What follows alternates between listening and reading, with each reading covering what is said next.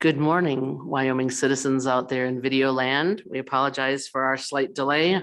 Technology, someday we'll advance to 3x5 note cards and then we'll have all these problems resolved. Welcome to the Joint Labor, Health and Social Services meeting, Friday, June 3rd. And we'll come to order. We don't need to call roll again because we did that yesterday. So what happened to our early group? Are they out in the lobby still? We're going to hear about the Supplemental Payment Program for Psychiatric Residential Treatment Services. So, Stefan, it's you. Is Mr. Boley in his legal? There you are, hiding back there. I didn't see you.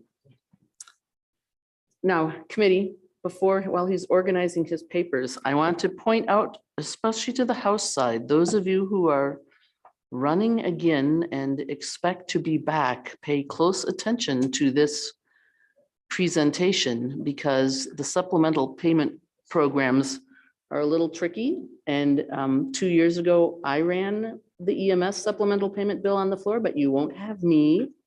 So make sure you're taking good notes and are ready for January. Welcome, Director. Go ahead. Thank you, Madam Chairman, members of the committee, Stefan Johansson, the Director for the Wyoming Department of Health. As Chairman Wilson mentioned, these supplemental payment programs, or what we sometimes affectionately refer to as UPL or upper payment limit programs, are very complex. So I think it would be prudent and helpful to give you a little bit of background and really start from a global view of in many of these cases, when these discussions come up, what we're trying to accomplish. This will start on slide 39 of the comprehensive slide deck that we provided you. But before we dive right in, across the programs that we have in Medicaid and the different types of coverages that we have, there's certain things that govern Medicaid reimbursement rates. A couple of factors, and this certainly won't be a comprehensive list, but I'll give you a few. One is certainly the budget that we're appropriated, both state general funds and federal funds. But other mechanisms, especially federal regulations, federal law and rules govern what Wyoming Medicaid can pay. And across different provider types, in general, typically we are governed by what's called an upper payment limit. And that is Medicaid reimbursements not being able to exceed what Medicare, the federal program for those generally 65 and older, what Medicare would have paid for a similar service. So a good example to think of is nursing home placements or nursing home days. Medicaid reimburses for Medicaid members who are in nursing homes, and we are not allowed by federal law to exceed in our rate structures what Medicare would have paid for the similar service. So then you get into this discussion of what does Medicaid pay for a nursing home placement, or what does Medicaid pay for a certain day or a certain unit of service in another service line. And that's where those things that govern Medicaid payments, like our budget, like our legislative authorization here in Wyoming, but as well as these federal rules like the upper payment limit, that's when those come into play. And what we're essentially allowed to do as a state, what flexibilities we have. So what you hear from time to time with various Medicaid rates is what do we pay a provider as a percentage of their cost? And you hear cost coverage a lot. How much do Medicaid rates cover costs? And depending on the service, that can range. Sometimes Medicaid is seemingly low on the percentage of cost coverage, depending on the service. Sometimes it's high. And you see that across all of the states in our region and across the country, that it really varies. Wyoming pays for nursing homes X percentage of on average of a provider's cost, where Colorado pays Y% on average of a provider's cost. And the policy choices are, how do you decrease those in times of revenue shortages? Do you increase those in times of good revenue, or because we're needing to guarantee a service or guarantee access? There becomes a lot of policy considerations for you all and for us in the Department of Health to consider when we talk about cost coverage on the Medicaid side. In general, Madam Chairman and members of the committee, like I mentioned, there's a few ways to control or influence cost coverage with Medicaid rates for service. Rates, to put it simply, are one. As we've done in the past with the legislature, we have dialed rates back in times of budget cuts. We have increased rates. Just recently, in the budget that was legislated this previous session, we have a few rate increases that went into place. One for nursing homes, one for psychiatric residential treatment facilities, which we'll talk about here today. And so rates are a way to increase or decrease cost coverage for providers. It goes without saying. But then there's other programs or other mechanisms where we can do the same thing. For example, the past 2.5 years, we've had an enhanced federal match from the public health emergency due to COVID. And we've used that increased revenue that the state has had to increase rates in some cases for various provider types. So FMAP, what we call a federal match, changes sometimes, not often, but changes sometimes. And the COVID pandemic has been a time where we've had an increased federal match, and we've used that with your direction and partnership in the legislature to modify or manipulate rate structures for certain providers. And that in turn has increased cost coverage temporarily. There were some ARPA programs, as you know, that can also be used temporarily to be put into rates on the Medicaid side, and we've done that primarily on our waiver programs. And then getting to the issue of the day here, there's quite an interesting policy option that states have available to them on the Medicaid side, which we typically call supplemental payment programs. This is another way to basically increase cost coverage for providers. And it's a very unique mechanism that we'll talk about in this presentation, but it really is across the provider types that we have either been authorized to do these programs on for the past several years, or new providers that we can do it on. It's a pretty unique policy option, but it is an option for states to take advantage of.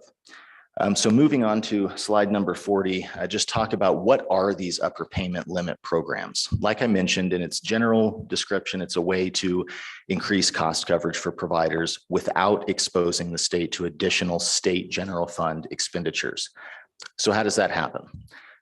What you see on slide 40 is a simplified graphic that kind of shows you how these programs work. Where on the left side of that graphic, you have, just as an illustration, the provider's cost of care. In the green bar there, you can see the Medicaid, basically the Medicaid revenue for that service or the Medicaid payment. And then you have what's called the gap. So the provider's cost of care or allowable cost of care is that you can see that gap between red and green.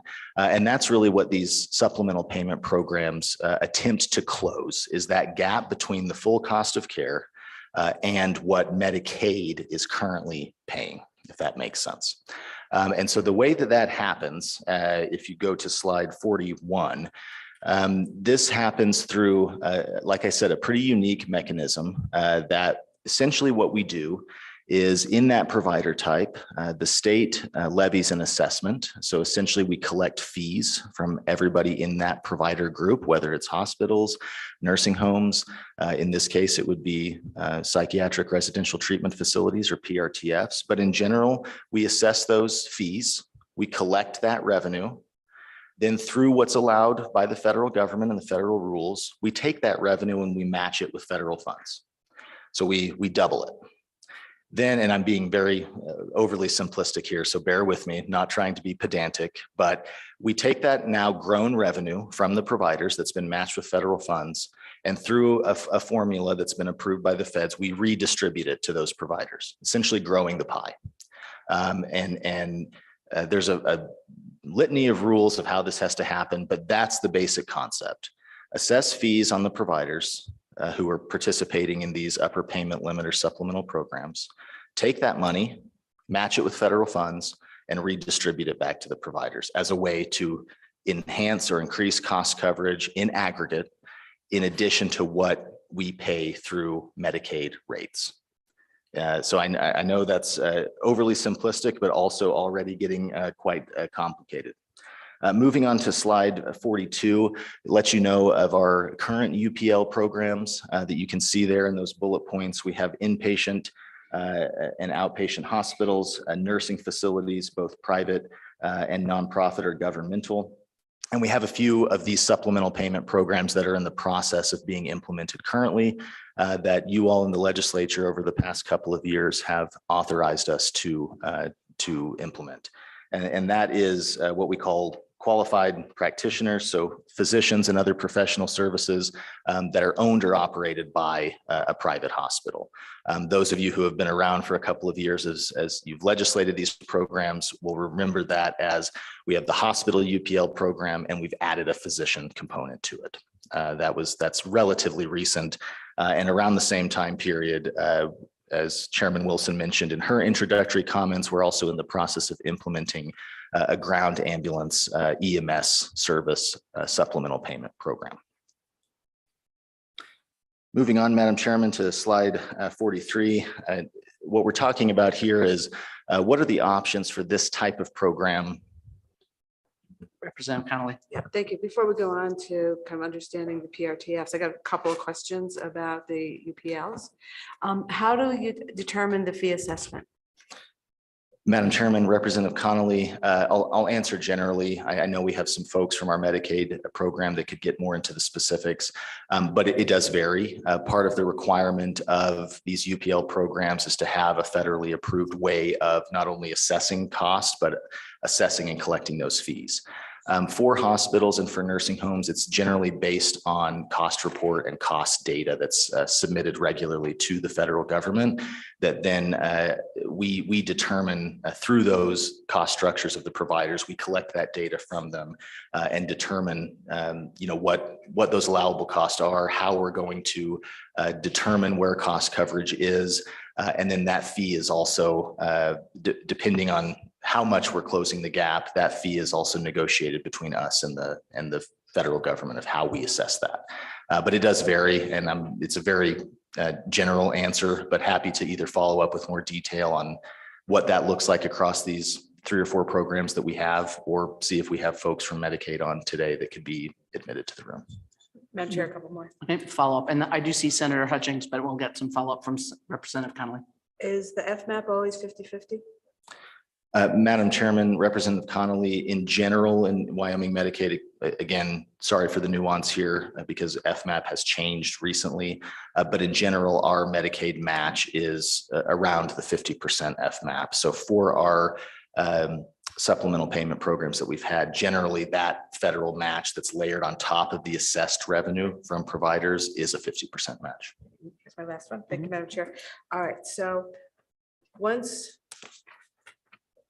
my question is really about kind of provider choice. And my assumption is providers would love this in general, that they'd be assessed some fee and they'd be guaranteed at least getting that feedback, but something in addition to that. But I'm curious if providers can opt out or if there are any additional rules from the feds if such a program was implemented in terms of the use of that additional funding, if you want to call it that. Madam Chairman, Representative Connolly, it's a great question.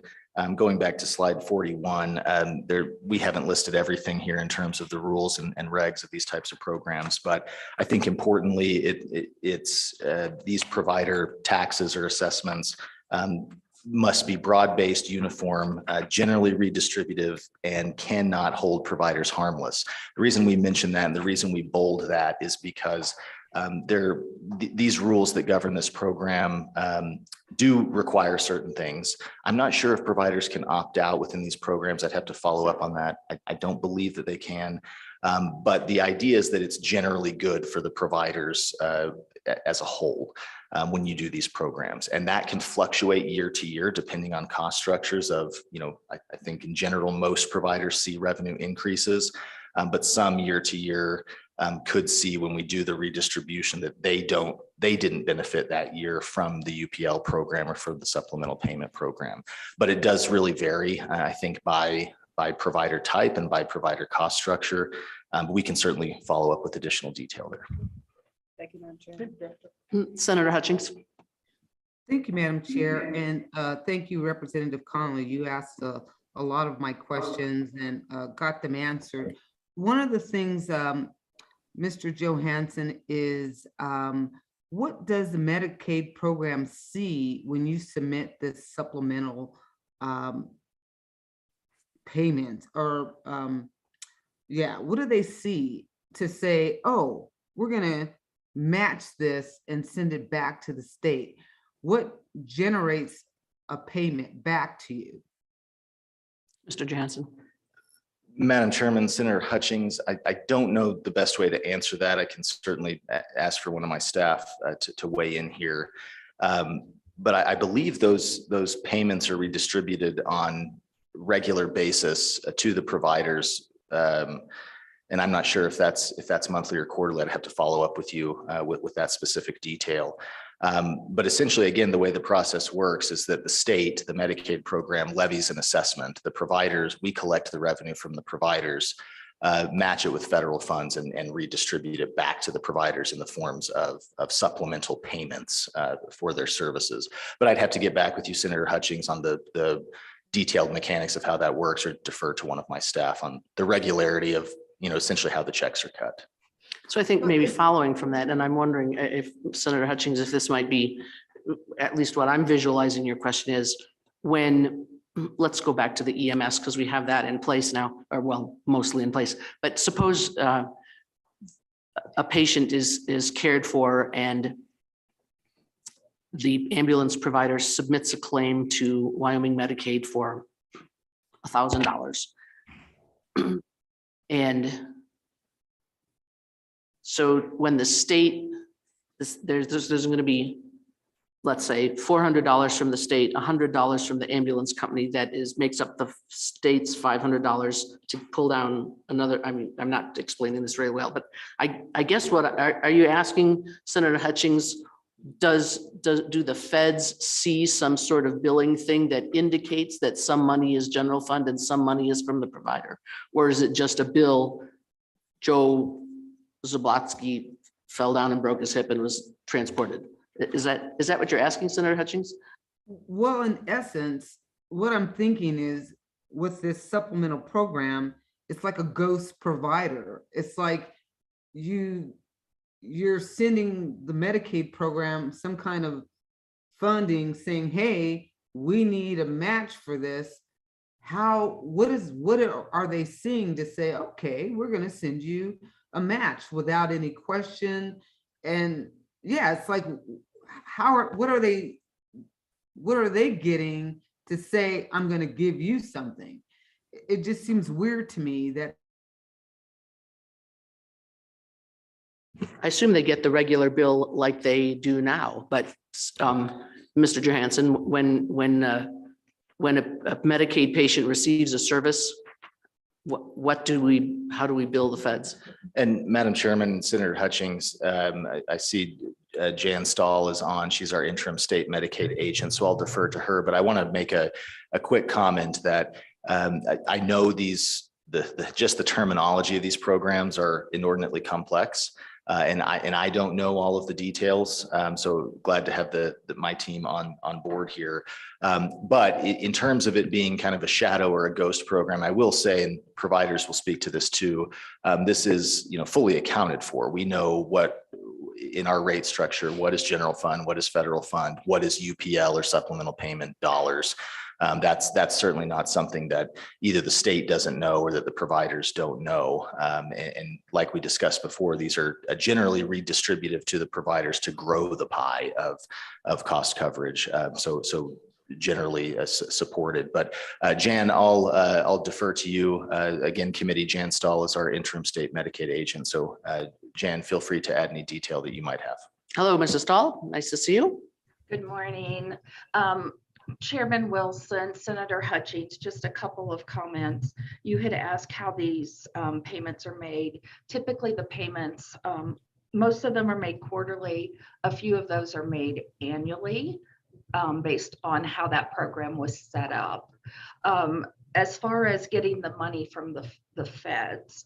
There is a quite lengthy negotiation process after we submit our state plan amendment. And we go over all of the details of how the program will be run.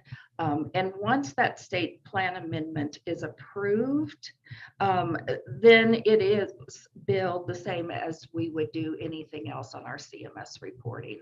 So we submit a quarterly report. We indicate the amount that we have paid out providers, and then the feds match those funds. So, Ms. Stahl, if I can just follow up on that. So I remember understanding that providers who see Medicaid patients, the billing, you all do your billing or your invoicing pretty quickly, I think on a weekly basis. So are we floating the feds portion of that money in that while we're waiting for the feds to pay us back quarterly? Is that what happens there? This is a little Chairman, side from this issue, but. Chairman Wilson, that is actually how it happens. We typically do go ahead and make those payments, and then we draw it down at the end of the next federal quarter. So we always have that the money coming in on a quarterly basis. But yes, we typically make those payments up front, and our payments typically do pay quickly to our providers, our regular payments. Those we do make a payment run each week.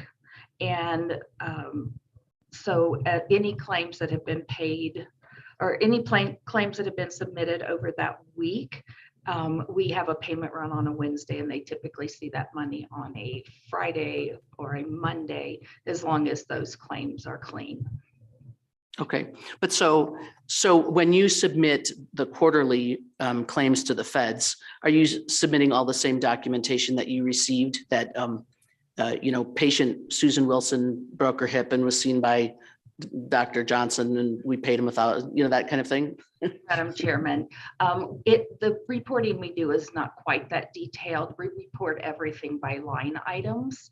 And then we have to have all of that claims data in our system to back that up if CMS asks any questions. Does that answer the question, Senator Hutchings?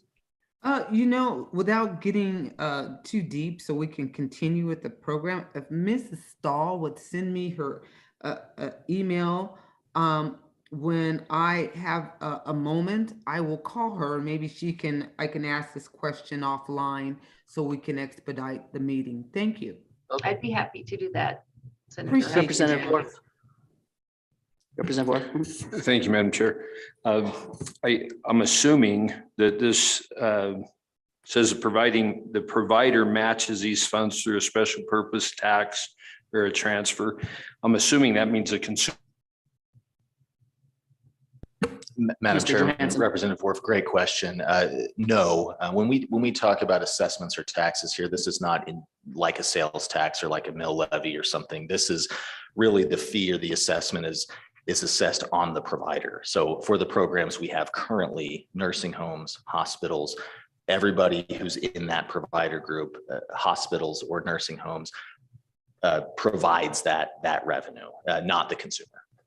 Okay, thank you, Madam Chair. That was I wanted to make sure that if that was the case, that it was identified to the consumer, but I appreciate it because I'm trying to follow this down a path and I just was wanting to make sure I had the dots connected right. Thank you.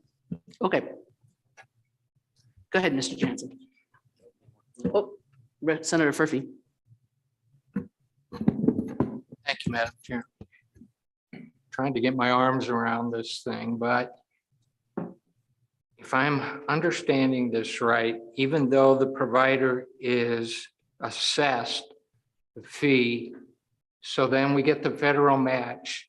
So does the provider come out close to even then after the federal match? Am I understanding that right? Chairman Wilson, Senator Furphy, maybe.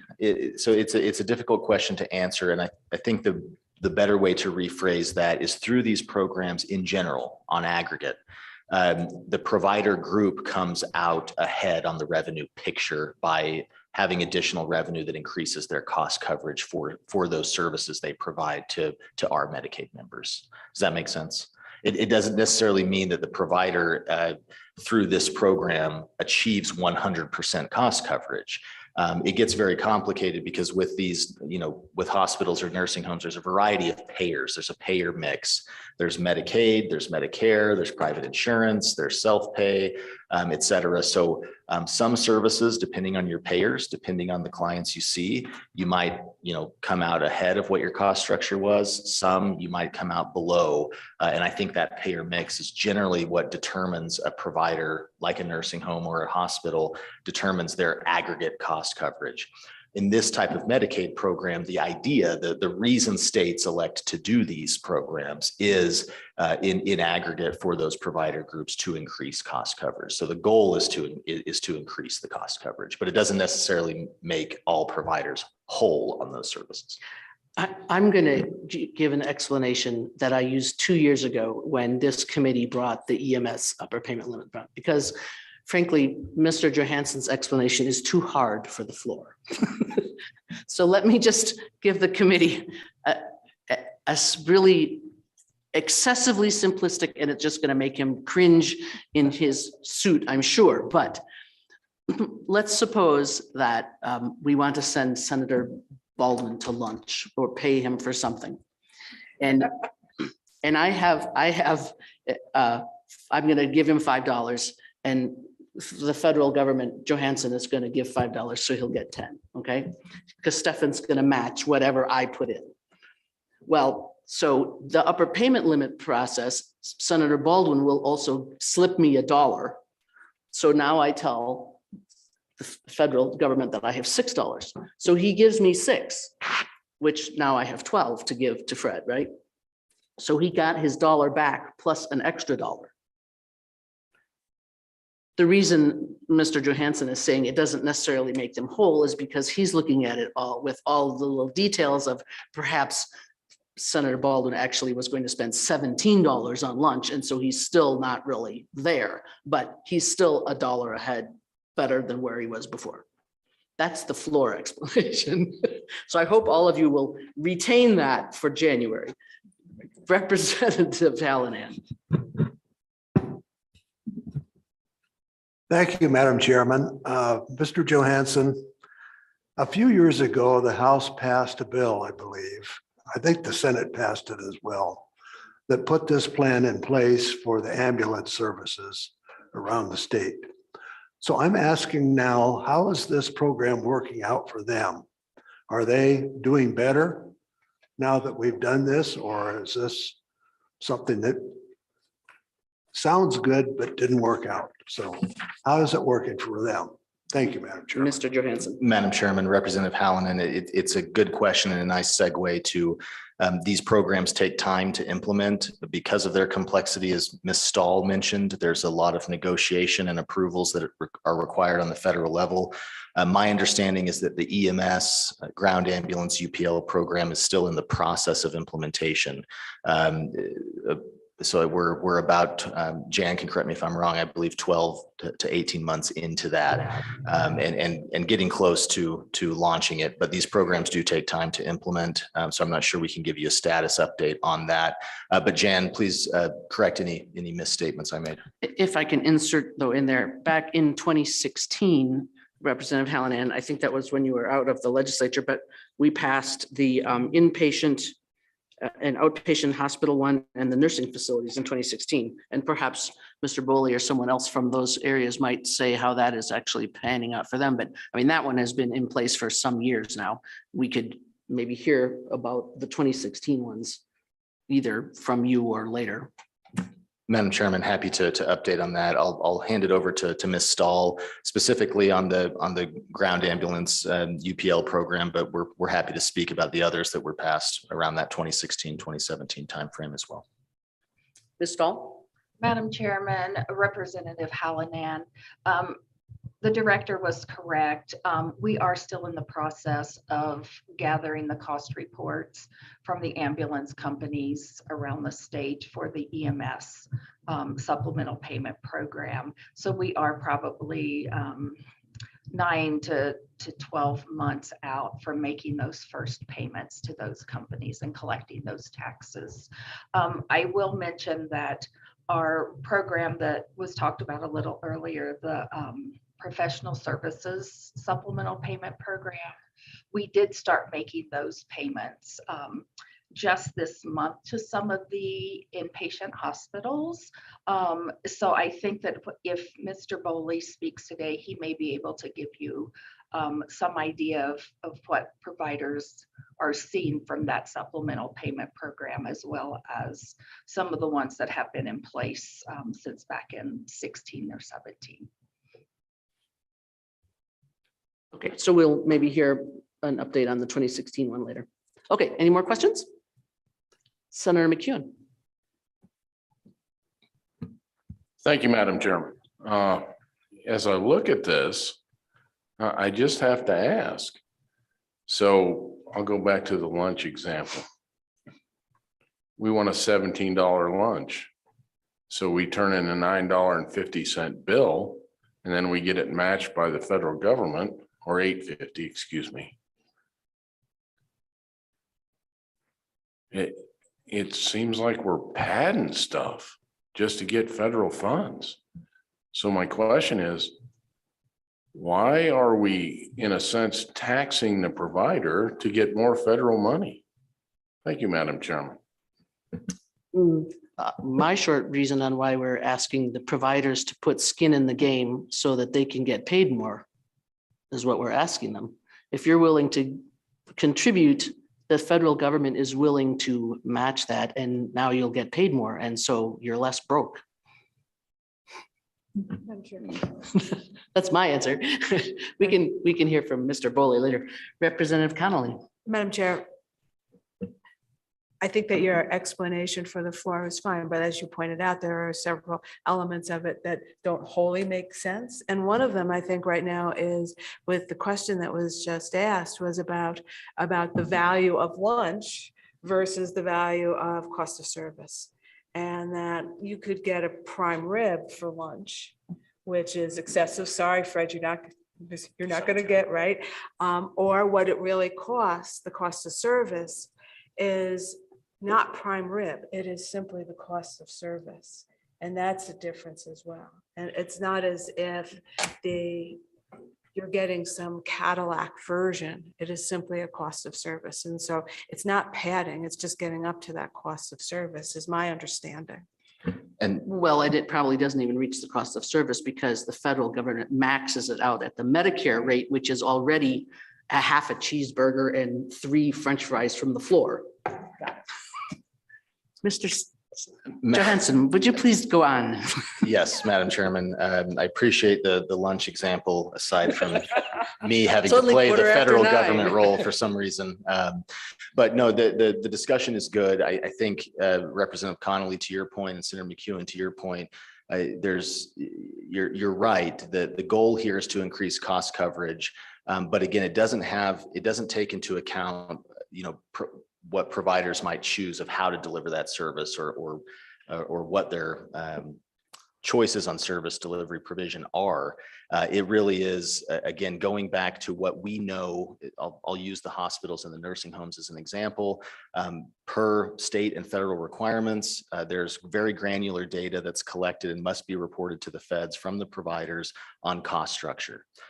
By nature of that, we know that Medicaid in general pays lower than what Medicare pays, and Medicare is generally a cost-based or a cost-plus reimbursement model.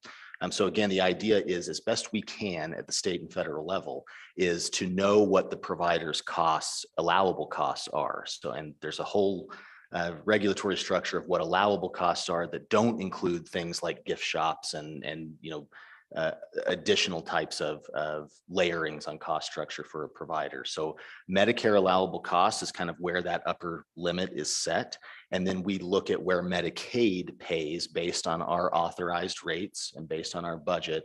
And these programs are an attempt to close that gap.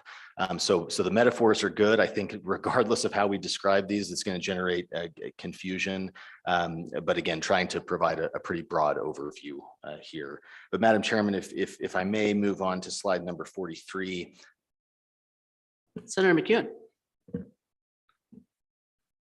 Is there a limit to what I can turn in as a provider?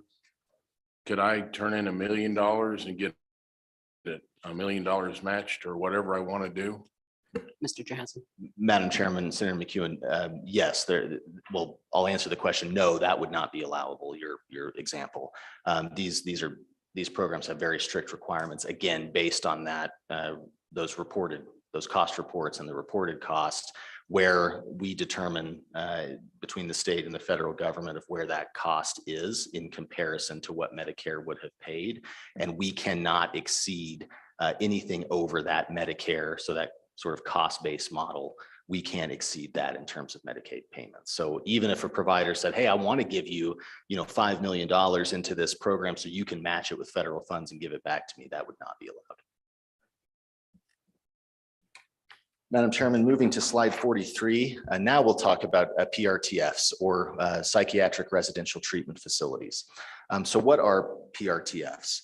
It's basically any facility with a provider agreement with the Medicaid agency to provide inpatient psychiatric services, basically to kids and adolescents, so those under the age of 21. There's certain accreditation standards, both federal and state, that must be recognized for a provider to be considered a PRTF, and also must meet in the Code of Federal Regulations, or the CFR, must meet certain inpatient psychiatric service standards to be considered a PRTF. On slide 44, you'll see currently we have 2 in-state PRTFs in Wyoming. That's St. Joseph's Children's Home in the southeast corner of the state, and Wyoming Behavioral Institute, or WBI, up in Casper. We have an additional 13 PRTFs that are contracted with the Medicaid program that are located out of state, and about 4, maybe 4 or 5 that we would consider are in regular use, where we send children and see more regular service delivery and claims. As you'll remember, moving on to slide 45, over the years, we have had several required cuts to the Department of Health, and certainly with Medicaid representing about 70% or so of our budget, a lot of those cuts are distributed to Medicaid providers. The most recent kind of across the board provider cuts that were implemented about a year ago that you all remember as the step 2 and step 3 cuts. We had a step 2 budget reduction of 2.5% that really went across all allowable provider types in Medicaid, but was certainly applied to PRTFs as well. So recently, we have made cuts to our PRTF rates, and PRTF rates are generally made on a per diem, so a daily rate, and it does vary by provider of what those rates are. I will also mention, Madam Chairman and members of the committee, going back to the 2017-2018 budget, as some of you will recall, we had a significant round of budget reductions then. I looked that data up since it's been 6 or 7 years since that time period.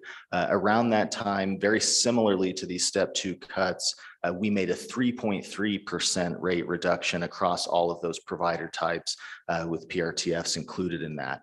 The reason I bring that up is, again, over time, it's hard for all of us to remember with this conversation about cost coverage and rates, what has happened just in the last 5 or 6 years.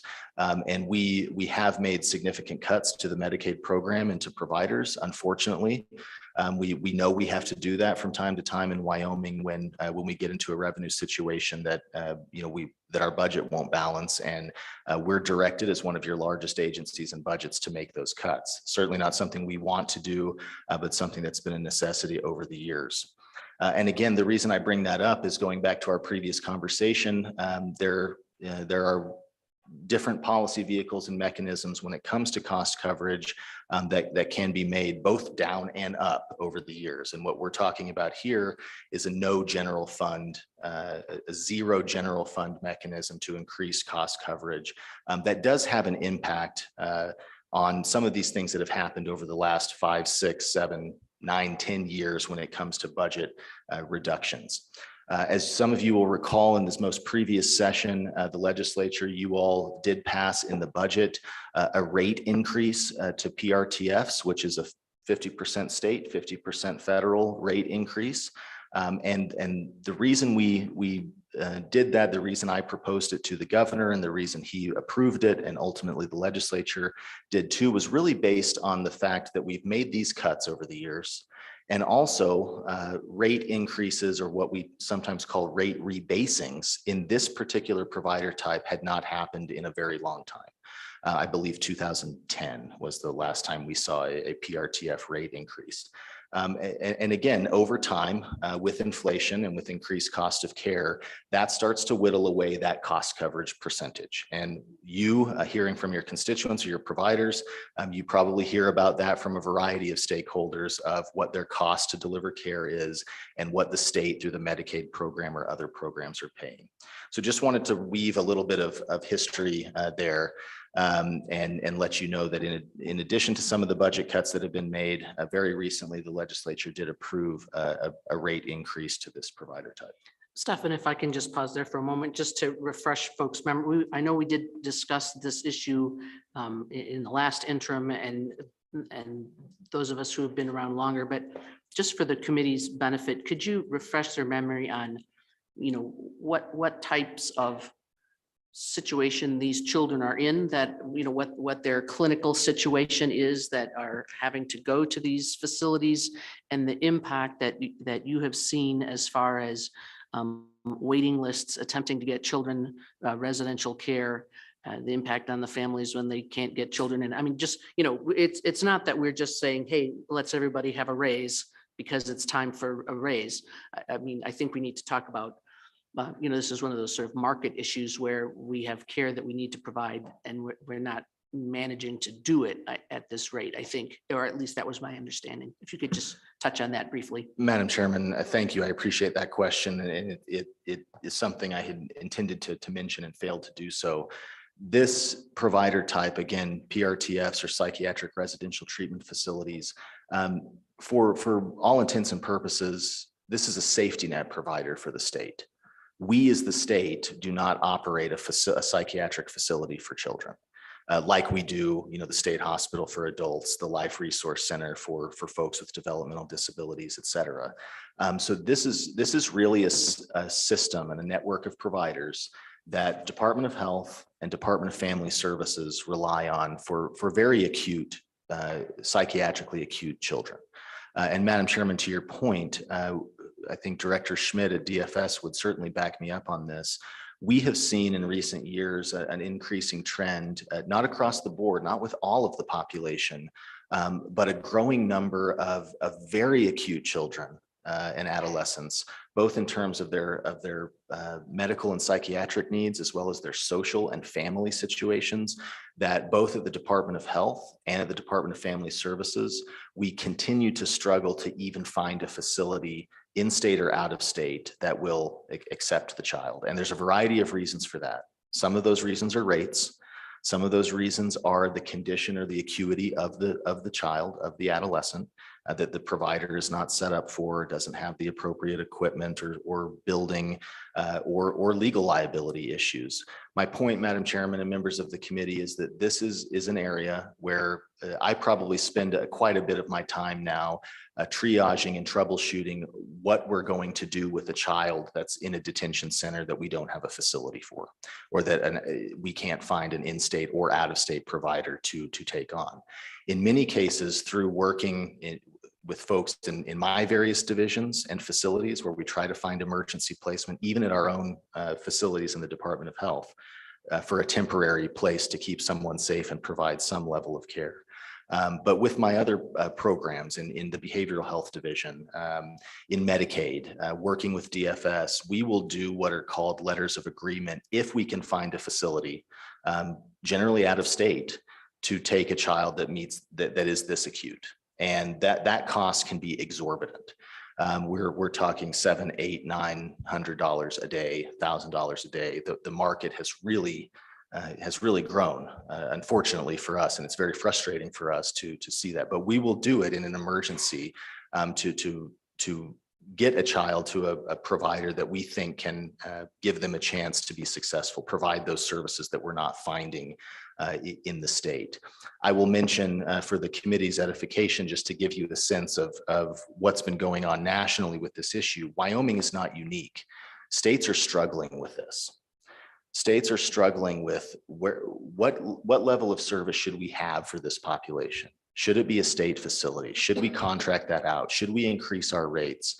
Colorado recently increased their PRTF rates to, I think, around $700 per day, which is almost double what Wyoming and our surrounding states pay for PRTF services. So there's financial ways to try to attack this problem. There's other service delivery ways to attack this problem. And we talked about our behavioral health reform yesterday.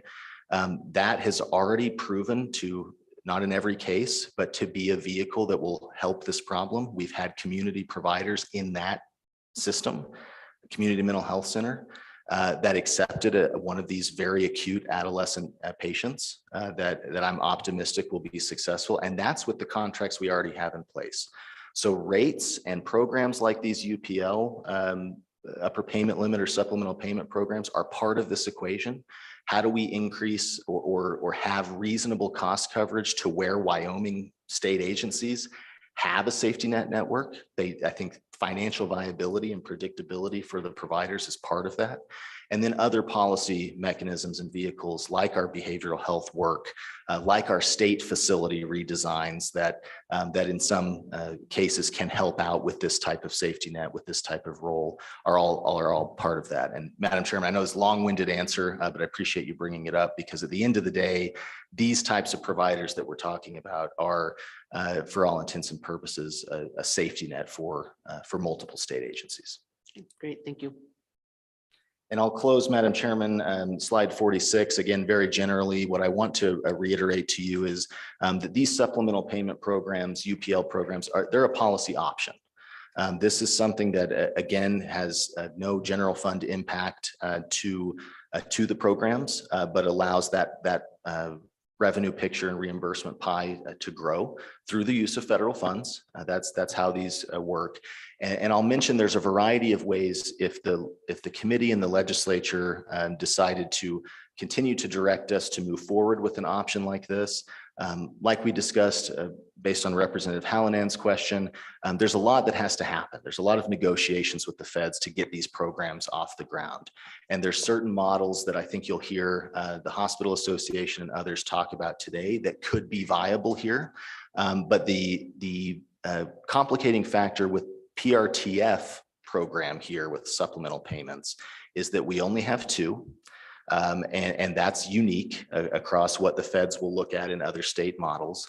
And there are multiple ways that we could potentially get approval of how to assess cost in this level of care, how to make those assessments, what that looks like.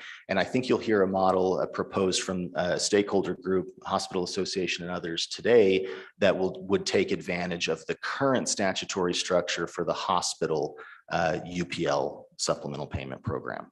And that could potentially be viable. And over this interim period, again, we can do that investigative work with CMS.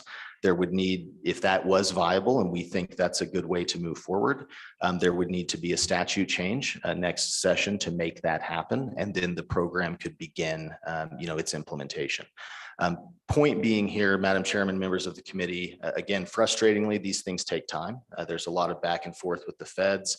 And if this overview and explanation was complex, the type of data and reporting just to get approval from the federal government that we'd have to do is relatively intense. But what I want you to hear me say is that we're certainly not, as an agency, going to stand in the way of something like this getting off the ground if it's the legislature's purview to direct it.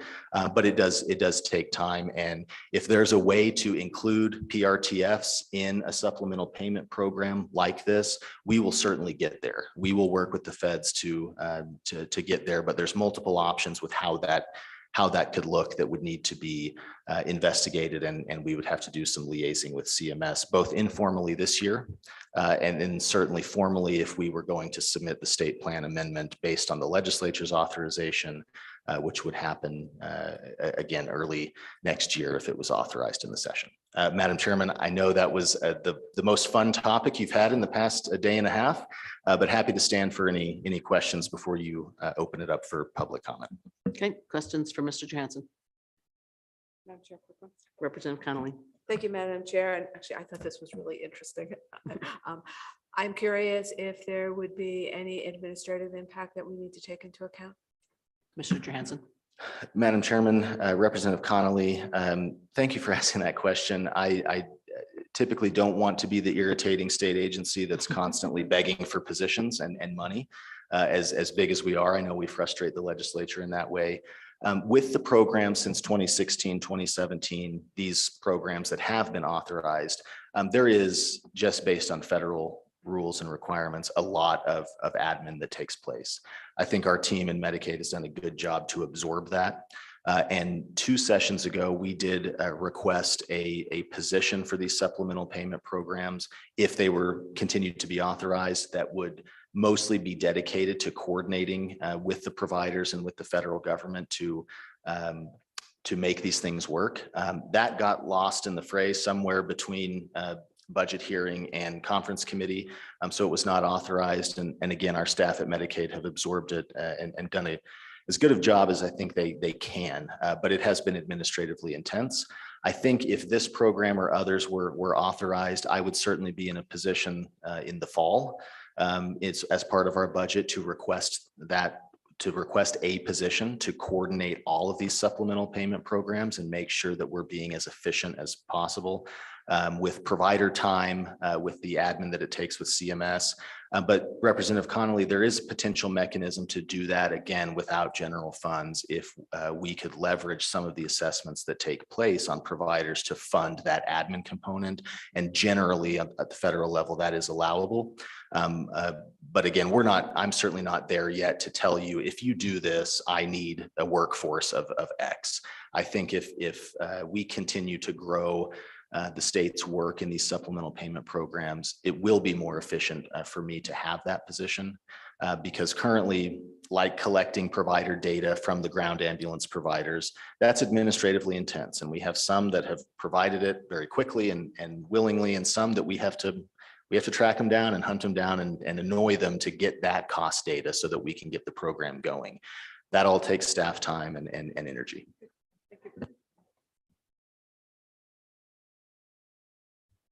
Okay, thank you. Mr. Bowling and company, I believe you're up.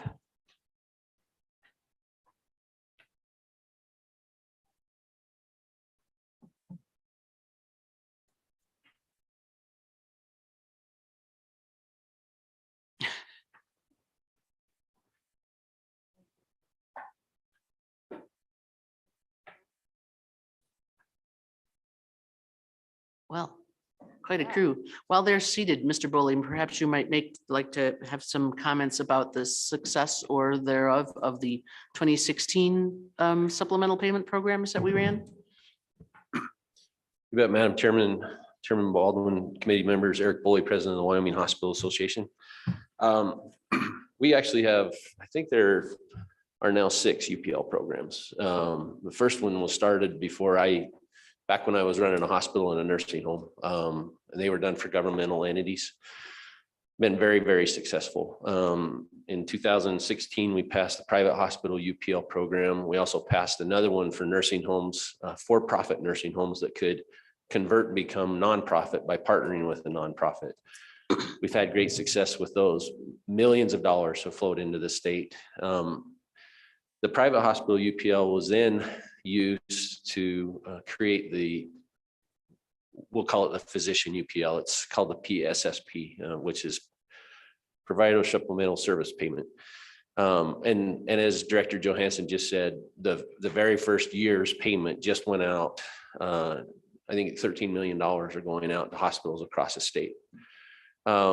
The EMS one is an interesting one. And the way that we pass legislation there is it can be used for enhanced reimbursement or a UPL program. And so we are in the process of standing up an upper payment limit program for EMS services.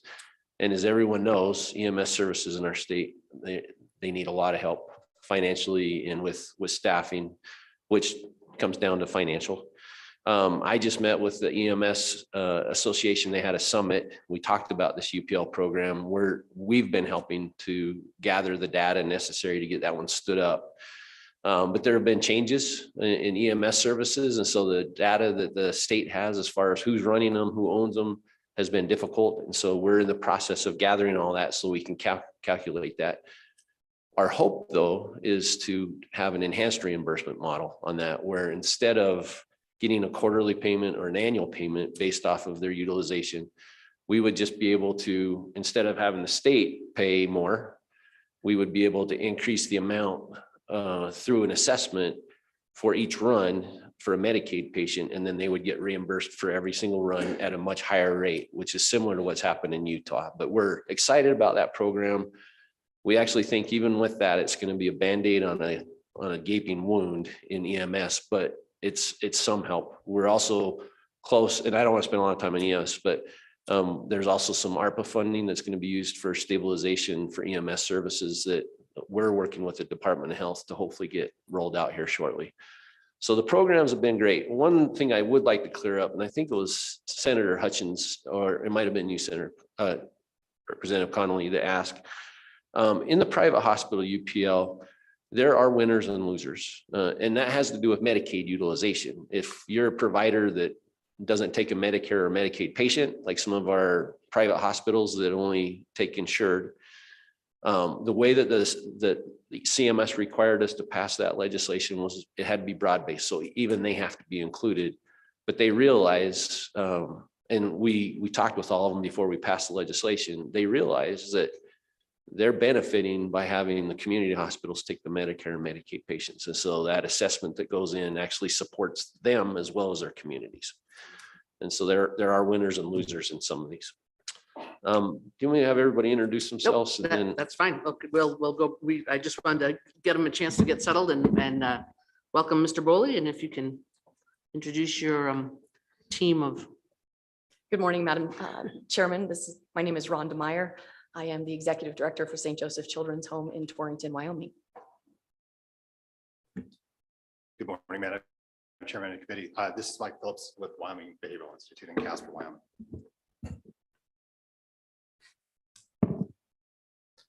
Good morning, Madam Chairman and Committee. This is Eric Weatherford. I'm an attorney from Texas, so please don't hold that against me. And I work with the Hospital Association and many of its individual hospitals. Morning, Madam Chairman and the committee. My name is Ellie Cochran. I'm also an attorney from Texas, although I'm licensed here, so don't worry. But I'm also here in support of the Wyoming Hospital Association with Eric. Okay, so tell us what you want to tell us, whoever is starting. Madam Chairman, I'll kick it off, and then I think it would make more sense for you to hear from those that are affected, our two facilities. And then we're going to have Eric and Ellie talk about the program that we're providing. And I'm happy to answer some of the questions that came up. I think there's some interesting misperceptions or preconceived ideas about how these things work. But the thing that with the PRTFs, which is a psychiatric rehab treatment facility, we have two of them in the state, like Director Johansson talked about, and they are super, super important. He talked about the safety net. With the UPL programs, this is our way of helping ourselves. If you guys want to help us, that's great. All you got to do is fund general fund higher, and we'll get higher rates, and they get reimbursed. But we aren't doing that. We continue to cut, and it's great to see that through the budget, some of those funding is being reinstated. The thing to realize, costs have continued to increase exponentially, and they're getting worse as we look at the supply shortage, as we look at the labor shortage. And so even with the increases that are coming, we're still under our costs. The other thing I want you to realize with UPL programs, it's called a UPL, upper payment limit. There's a limit to how far we can go. So no, we can't assess $1 million or whatever it is. We can't make up some arbitrary number. We have to submit a state plan amendment, and I think Eric will talk about that. So CMS is watching these very closely. They look at the plan, they make sure that we meet all the requirements, and then they continually monitor that. So if we ever get out of compliance, they will let us know. The good thing is that the Department of Health, they have the ability to withhold payment or whatever is necessary, or stop payment, so that if we have a program or a facility that gets out of line, they can recoup that money and it wouldn't be distributed. The FMAP is an interesting thing to discuss, and we talked about it a lot. We are one of the states in the country that have the lowest matching rate from the federal government, 50-50. We talked about it 100 times. How can we change it? But with what's going on in Teton County, it really skews our FMAP. I think without Teton County, and we're glad we have them, our FMAP would change drastically. But there are states that get 73% federal match to a 27% state match. We can't change that. So the only thing we can do is we can assess ourselves, not impact the state budget in any way except have the money flow through. And we can help these providers get closer to cost. And I will tell you, in every one of these programs, and we're going to talk later about nursing home rebates, and we've had that nursing home UPL program in place for a decade or more, we still are not covering cost. And I'm going to use your supermarket as a great example. You can at least charge what it costs you, and you get paid by the consumer as they leave the doors. We cannot. So even with these UPL programs and everything else we're doing, and the 1% increase that we're getting for nursing homes, we cannot charge enough nor get reimbursed enough to cover our costs. It just doesn't work. I think you're going to find out that with the UPL programs in long-term care, we're at like 81 or 82% cost coverage. It may be a little bit more, but that's going to change here drastically as we go into this next year because of expenses. No other businesses are like ours, where we take all customers and we either get paid or we don't get paid, and we treat them first and then we worry about getting paid. But what do we want to do in our state? Do we want to have these safety net services? Do we want to have good healthcare in our state? If we do, we've got to help them cover as much of the cost as they can. And that's what this program does. So we've gone out, we've partnered, and we're looking at solutions that we can help ourselves. All we're asking you to do is allow us to do it. The budget increase this time, I just want to touch on this briefly. So we did finally see some reinstatement of budget cuts that have happened, but we haven't seen increases for a long time. And we have not kept up with the cost of living increases that we've seen year in and year out. And in every one of our service lines, we can increase our charges. That doesn't mean we're going to increase what we get paid, because it's a set rate, especially when it comes to Medicare and Medicaid. And so we can go ahead and increase it. Doesn't mean it's going to increase how much money we receive. I think Jan Stahl and Director Johansson did a great job of talking about how these are paid. Some of them are done quarterly, some of them are done annually. The PSSP program that just started, the provider supplemental payment, it was a 1-year lump sum, and that was because we were able to go back and capture a whole year because of the way that we passed the legislation, and then we'll be receiving, I believe, quarterly payments going forward into the future.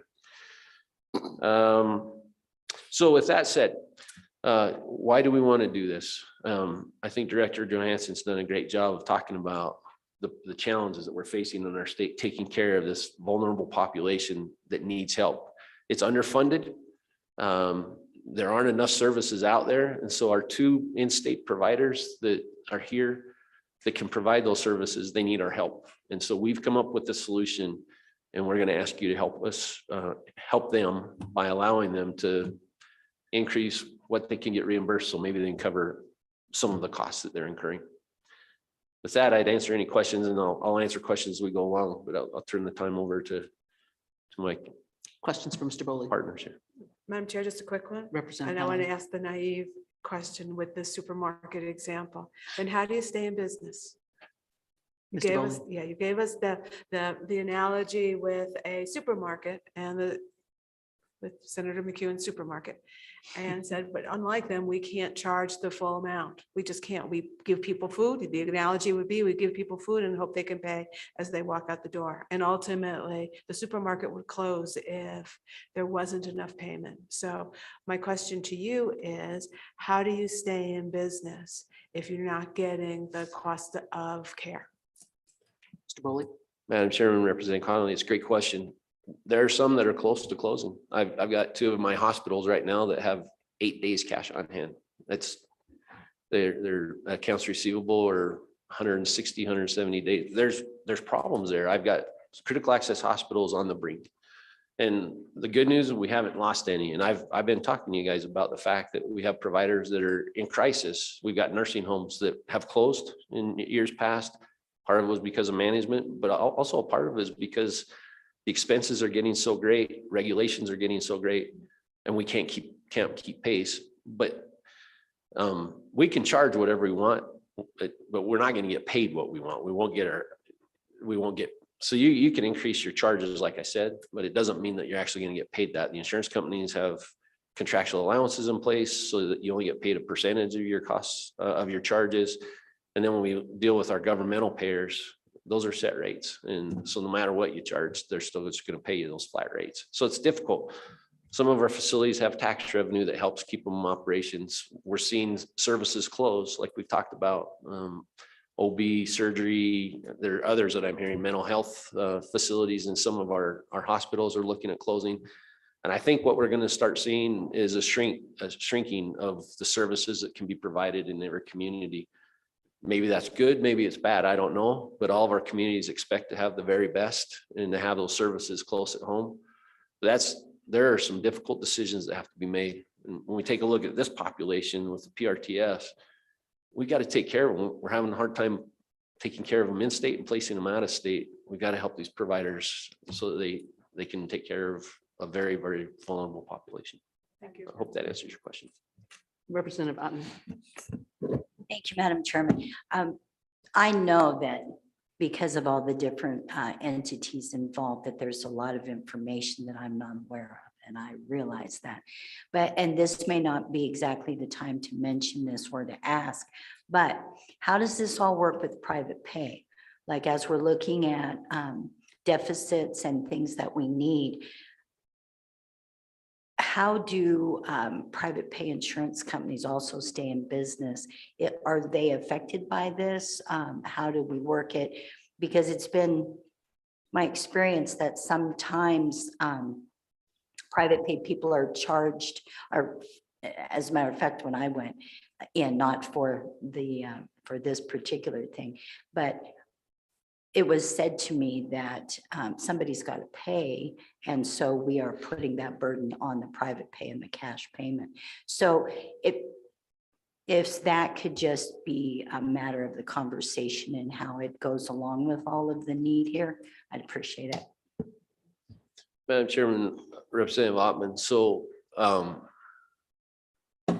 any healthcare provider has a whole litany of payer sources, anywhere from no payment, private payment, and then we get into our governmental payers, then we get into our commercial insurance payments. Most of our providers have payment plans that they put in place. A lot of them take a look at the federal poverty guidelines, and they offer discounts. You can go in and negotiate rates before surgeries and other things. But we all have a responsibility to pay for our care.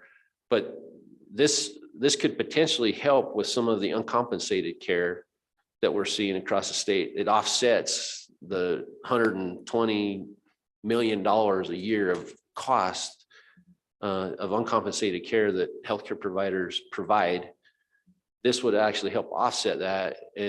It's a little bit different though, and we'll talk about private pay probably a little bit as we get into the nursing home side of things later today too. But private payers do have the opportunity to go in and sit down and know what they're going to be charged, talk about their financial situation, make arrangements to either have interest-free payments for a period of time or a payment plan put in place. There's a whole different list of ways that we deal with the private payers in our hospitals and other healthcare settings. Representative Worf. Thank you, Madam Chair.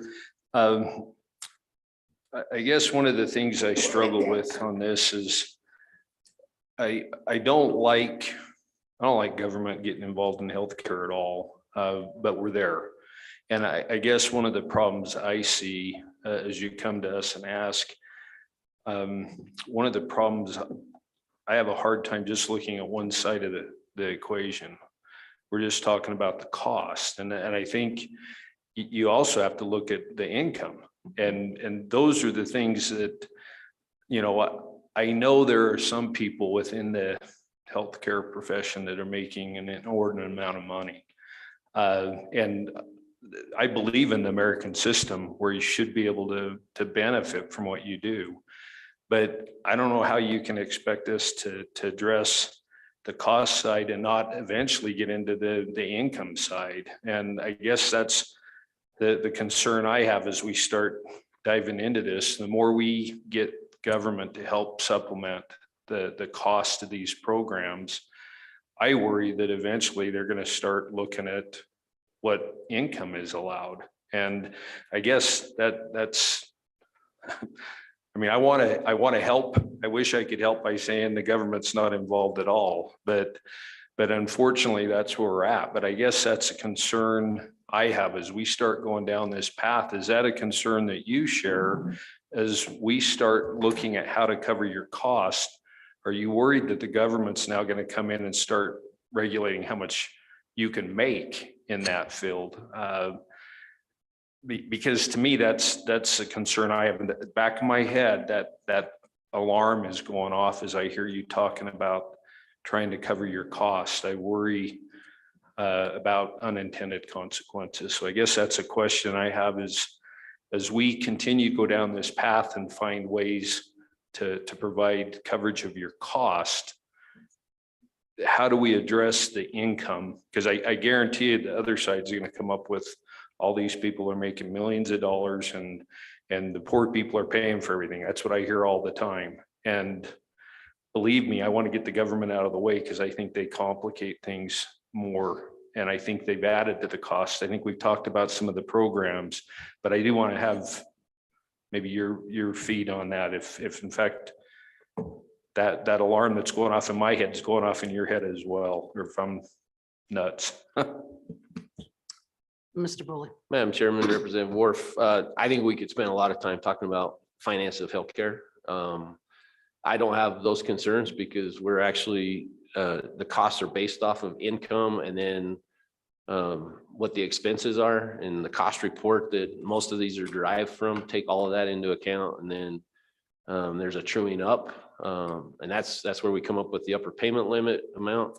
So I don't want to get this program lost in the forest because of the weeds or the tree.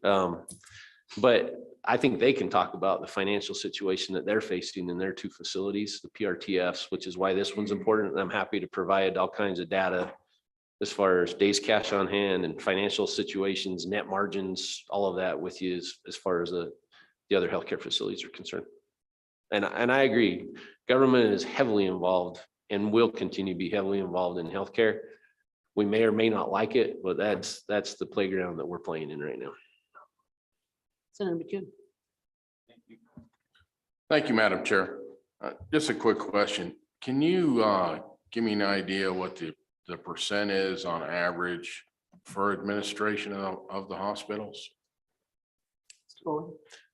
Madam Chairman, Senator McCune, I could get you that. I don't have it readily available. I would tell you that and again, we're kind of varying off from PRTFs, but in hospitals, payroll as a general makes up more than half of their expenses. It's probably increased even more as we take a look at labor costs now.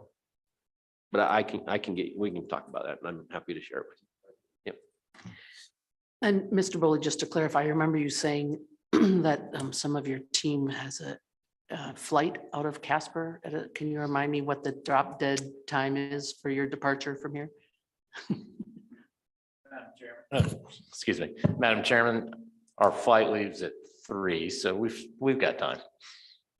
An hour, maybe? That'd work. Madam Chairman, we'll do what we need to do to answer all your questions. Well, we don't want you to meet Trooper Friendly on the way.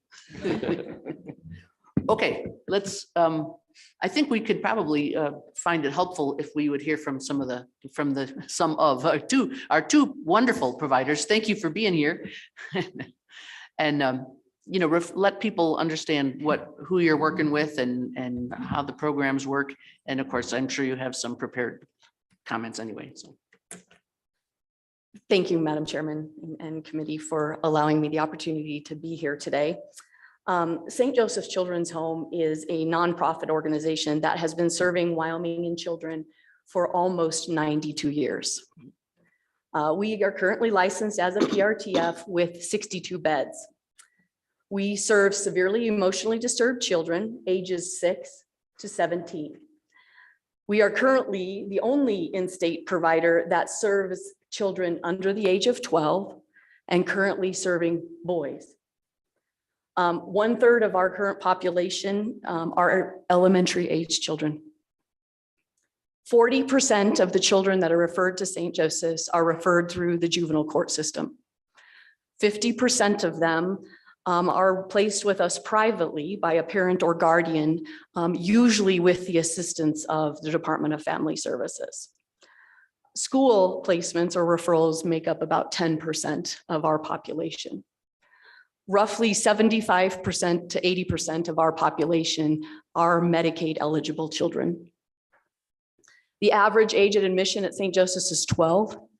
The average length of stay is 6 months. The average child referred to St. Joseph's has had 4 to 5 previous out-of-home placements, such as foster homes, group homes, hospitalization, and even jail. At-home and community-based services have been exhausted for these children who are referred to PRTF level of care. These children have experienced significant trauma. Many of them are victims of domestic violence, physical, sexual, emotional abuse, and neglect. Many of them have lost a parent due to death or incarceration, and many of them come from homes that are plagued with substance use and abuse. Through no fault of their own, these children exhibit severe emotional distress and often act out at home and at school. They experience paralyzing fear and uncontrollable anger. They often act out violently against others and even themselves. Many of them suffer from depression and anxiety. Some of them have even attempted to take their own life. There are currently 36 children residing at St. Joseph's, all from the state of Wyoming. Staffing challenges continue to impact our ability to fully utilize the 62 beds that we are licensed for. We have a wait list of over 25 children who have been approved for admission at St. Joseph's and are awaiting a bed. Youth are waiting 8 to 10 weeks to be admitted. And our phone continues to ring. In fact, just this week, our team entertained 8 more referrals just this week alone. Children who are awaiting a bed are languishing in detention centers, hospitals, or other facilities that do not have the psychiatric services that these children need. When we're fully staffed, we have 125 full-time employees at St. Joseph's. In addition to providing a very structured 24-hour supervised living setting, our youth receive psychiatric services, including medication management, from a board-certified child and adolescent psychiatrist. They also receive intense psychotherapy services, including individual and group therapy services. And for those that are fortunate to have family members and guardians as a part of their care team, family therapy and parent education and training are a part of their treatment plan. We also operate a fully accredited K-12 school with highly qualified teachers and aides who provide full academic instruction for our children so that they do not find themselves behind academically when they return home. Unfortunately, our costs continue to go up. We very much appreciate the work of the Department of Family Services and your support at the legislature to really work on looking at rebasing and rolling back some of the cuts that we have faced. Unfortunately, those still aren't covering our current reality. In order for us to retain our current staff, we have had to increase our wages 24% since July 1st of 2021. We are finding ourselves having to compete with the private retail market, the McDonald's, the Walmarts, the Targets on wages. And yet we expect our staff to work with the most vulnerable and fragile population in the state of Wyoming. And so in order to retain them, we have to compete with those wages. Like most American households, our operating costs, including food, utilities, insurance, fuel, have increased almost 8% over the last year. Access to quality and timely mental health services is essential for children to grow up healthy and reach their full potential. If we do not invest in the treatment of these children, they will end up becoming more difficult to treat and more expensive as they end up in our hospitals, detention centers, and even our prison system. A solution such as this that helps us to narrow that gap between costs and reimbursement with no impact to the state general fund, in my opinion, is a win for the children and families of Wyoming and a win for the state of Wyoming. I will stand for any questions. Thank you. Questions for Ms. Meyer? Co-Chairman Baldwin. Thank you, Madam Chairman. Just a quick question. If you would review for the committee, when we talk about staff shortages, staff needs, staff costs, et cetera, can you just review for us, what are those professions? What is your staff? You talked about licensed psychiatrist. What are the other categories of staff that you both employ, as a matter of fact? Can you just review that for us? Yes, Madam Chairman, Senator Baldwin, thank you. We employ a board certified child and adolescent psychiatrist. We employ licensed master degree therapists. We currently have 5 of them on staff. We need a total of 8 in order to serve the 62 beds that we can occupy. Those licensed clinicians can include licensed professional counselors, licensed clinician social workers, licensed mental health and family therapists, licensed psychologists. We don't presently have a licensed PhD clinical psychologist on our team. We would like to have one. They are very difficult to come by. And then, of course, a good amount of our staff are what we would call direct care givers, meaning they work with the children daily. We have to supervise them 24 hours a day. So a good number of our staff fall in that category. And those are folks that are at least a minimum of a high school diploma. Some of them have bachelors, some of them have further degrees, but they are probably some of the most critical staff that we have in our employment. And I will let Mr. Phillips address his staffing. Representative Worf. Thank you, Madam Chair. You mentioned schooling. You didn't mention teachers. Do you have teachers that come in, or do you have staff that actually do the teaching? Thank you. Ms. Meyer. Thank you. Sorry, Madam Chairman, Representative Worf. We at St. Joseph's employ teachers. They are on our staff. And so we do not have them come in. They are a part of our staff. I will also tell you the Department of Education does provide compensation to us to educate our children. So that is not a part of the Medicaid per diem. That is a separate cost and payment structure. So I hope that answers your question. Senator Hutchings. Oh, you're muted still. Thank you, Madam Chair. Appreciate the information. One of the things I don't think you added in your list of things is possibly maintenance, housekeeping, cooks,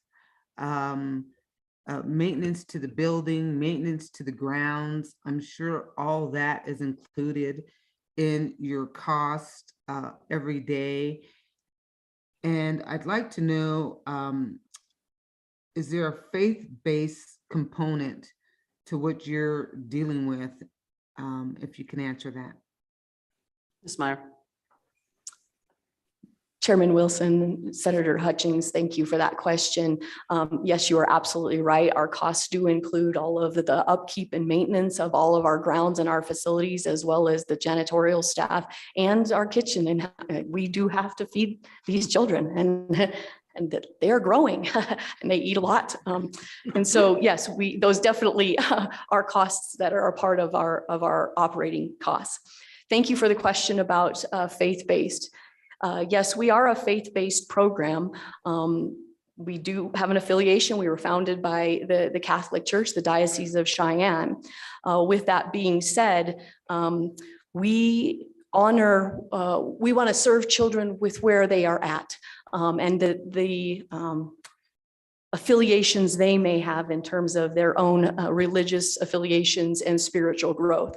We do believe it is important to treat the entire child, the whole child, and their spiritual growth is a part of that. Of course, we do not require children to participate in the faith-based activities. It is completely voluntary. We do tend to have 100% participation because, quite frankly, they enjoy it. We do hire a youth minister who provides activities for children to explore those areas of their development. But again, it's not a requirement. It is voluntary, but it is a very important part of our component, of our treatment component. Thank you for asking that question. Thank you. Representative Stivar. Oh, I'm sorry. Senator Hutchings, did you have follow-up? I did. And sorry, fresh out of surgery, my mind, things come in and then they go out. I'm just really sorry about that. But I'll listen to the rest of the presenters and thank you. Okay, Representative Stivar. Thank you, Madam Chairman. You mentioned schools.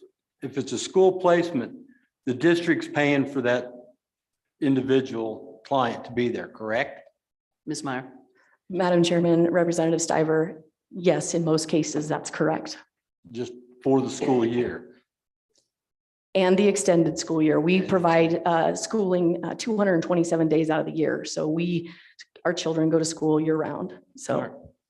Thank you.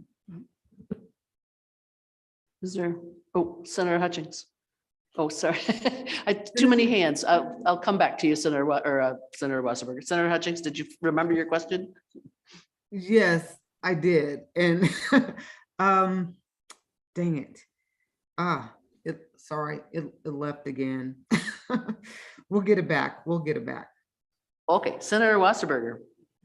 Well, thank you, Madam Chair. I just wanted to make this comment. As 16 years I was a building principal at the second largest junior high in our state. And over those 16 years, we had 1,200 kids a year. Probably in those 16 years, we had 8 students either go to St. Joe's or WBI. And I just wanted to compliment, this is 12 years ago, so the program was very good. And we actually had good success with the students that did that. So I just wanted to compliment you. And also my district was a district that the superintendents at that time believed that if they had a student that needed to go to WBI or St. Joe's, they would rather hire a one-on-one teacher. But of course, that student didn't receive any services after school.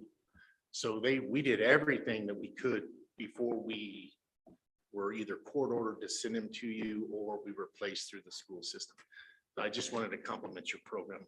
I don't know if it's as great as it is then as it is now, but I'm assuming that it is. So thank you. Senator Hutchings. We wrote it down this time. I'd like to know if the lady, she said they've been in business since 19. I didn't get the year, but over time, what has she seen in society that is causing the increase of students? If she can just name one thing or two things that maybe we can do as a society or a community to help these young people.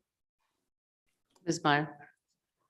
Madam Chairman, Senator Hutchings, St. Joseph Children's Home opened September 1st of 1930. We will celebrate 92 years come September 1. What we have seen over the years is the level of acuity rising drastically. The violence, the illness, it is just grown astronomically. What is contributing to that? I don't know that I could pinpoint to one or two things. I mean,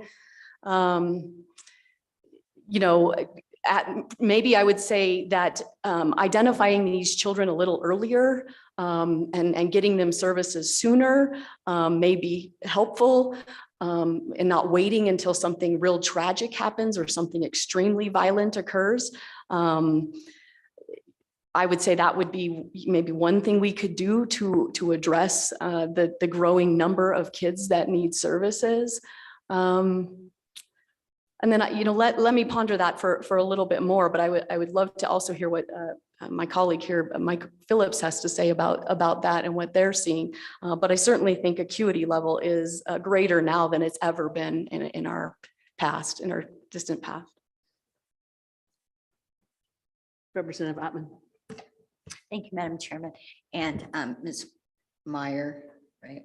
Yes. Yes. What I was wondering is you mentioned that currently you have 36 children. There's a waiting list of 25. They have to wait 8 to 10 weeks to be admitted. Is that all due to staffing? Is that due to preliminary DFS? What kind of things? And also, if the children on average stay about a year, how does that work going back into the family?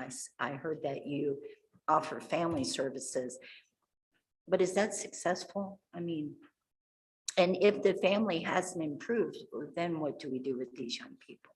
Thank you. Ms. Meyer. Thank you, Madam Chairman, Representative Ottman. Those are very good questions.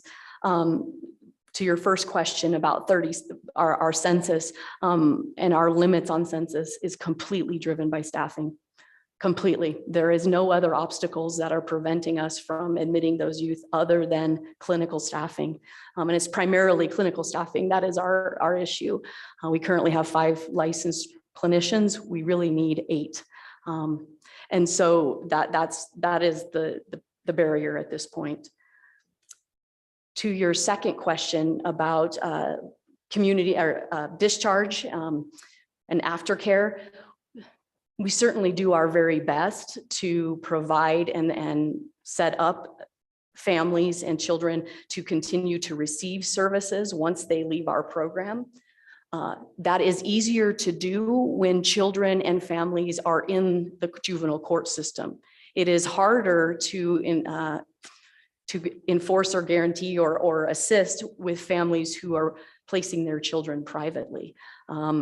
So yes, success is sometimes a difficult thing to measure. 82% of the children that come into our care successfully complete our program and are discharged to a lower level of care, if not to their homes. Now, their success at maintaining at home there's a lot of factors that come into play with that success. We do all we can to support that family and that support network for that child to make sure that they can be successful. But we have our limitations. It is subject to families engaging in that process and follow-up care. It also depends on their access to resources. And all of our communities across Wyoming are struggling with mental health providers. So even to be able to provide continual care for them once they return home can be a challenge in some of these communities. So. Representative Ottman. Madam Chairman, does it go along with aftercare? Does that go along? Because if you're in Torrington and we're over here, just say, does that then go into school counseling, which I know sometimes counseling in schools does not enable a person to work at this level. But, or does that go to the behavioral or where does that go? Thank you. Ms. Meyer. Madam Chairman, Representative Ottman, I would say all of the above. We work very closely with school districts when we're transitioning kids back into their communities and their home environments. And you are correct, oftentimes school counselors do not have the credentials to provide the mental health therapy that these children need. But they do provide a critical support for these children and families within the school environment. But it is also critical that they also continue to be in contact and make a connection with a mental health provider in their community to continue their therapy and psychiatric needs. Let's move on to Mr. Phillips. Madam You Chairman, can clean up committee. here, yes. Thank you so much. Ms. Meyer did a wonderful job in outlining much of the challenges that we see. And let me just interrupt, committee, if you'll remember last interim, many of us were toured Mr. Phillips' facility in Casper at WBI. Yeah, So I if really- he looks familiar, it's because we saw him before. Thank you, Madam Chair. I don't believe during that tour, we actually made it to the residential unit. We were mostly on acute. So Wyoming Behavioral Institute is an 81 bed acute psychiatric facility, but we operate a 34 bed residential program that's called Pathways is the name of our program. And we primarily serve girls ages 10 to 17. We made that switch in 2021 just because of the demand that we saw in the state. We used to have a blended unit and we saw that our boys volume was decreasing at that point. And I think part of that decrease was because the acuity of many of the boys' diagnoses were much more violent than we could be able to handle in the limited space that we had in that unit. So at that time, we were seeing an increase in female need and referrals. And so we changed our unit to an all-female unit at this time, which sometimes boys are easier than girls and sometimes not always so much. Which is you trade one problem for many other problems sometimes, just from the dynamics of the unit. Both St. Joseph's and Wyoming Behavioral Institute, being the only two PRTFs in the state, we're accredited by the Joint Commission. We are certified by the Wyoming Department of Family Services, and we're Wyoming Medicaid service providers as well. So that puts us in sort of a unique category. When we talk about PRTF, it is a psychiatric residential treatment facility. So there's a huge psychiatric component to it. When you look at other programs like an RTC, which are some of the others, that's a lower level of care. Most of those patients are ordered to be at that level of care. For us, we can take direct from family referrals, we can take from hospitals, we can take from other programs, and it's usually a step down level of a care for acute before a patient reintegrates back into the community, hopefully. Most of our patients are there because of some sort of trauma. So we have a trauma-informed care model for our care. We'll see the common diagnoses, depression, anxiety, but we've started to see even more attachment problems, more oppositional and defiant issues, substance abuse disorder, and suicide is always a prevalent diagnoses for most of the children that we serve. Our component, and I'll touch on some of the other questions. From a space standpoint, much of our programming is community-based. At least it was prior to January of 2020, when COVID hit and you weren't able to actually go out and do anything, which made it much more challenging, much more isolating for children, not only in the community, but also children in our facility. But we, in addition to intensive psychiatry services, individual therapy is a huge component, group therapy is a huge component, family therapy is a huge component. We also use occupational therapy, music therapy, art therapy, to really help those kids work through their trauma issues, and to be able to gain those techniques that will help them reintegrate back into their family or into their community. This is they can have a successful aftercare program. Dovetailing on that, we'll utilize school-based therapy when they return back to school. There's outpatient therapy options for kids as well.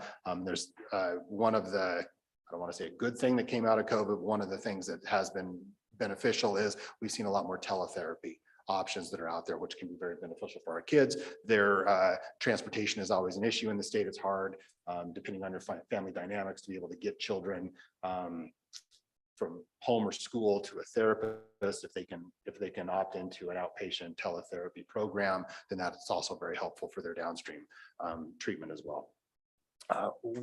Our program is more based on trying to identify and offer skills for patients, and I know Rod is this as well, so that they can work on their problems and work through those, so that they can, more than treating their just acute phase of illness. It's a longer term study. Sadly, it's not a year. Our average length of stay is less than 90 days for seeing a patient, which is down from where it used to be historically.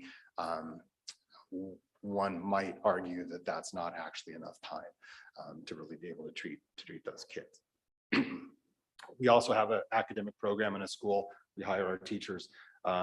We offer our program's a nationally accredited school program, and we offer transferable credits in language arts, math, science, social studies, health, and PE.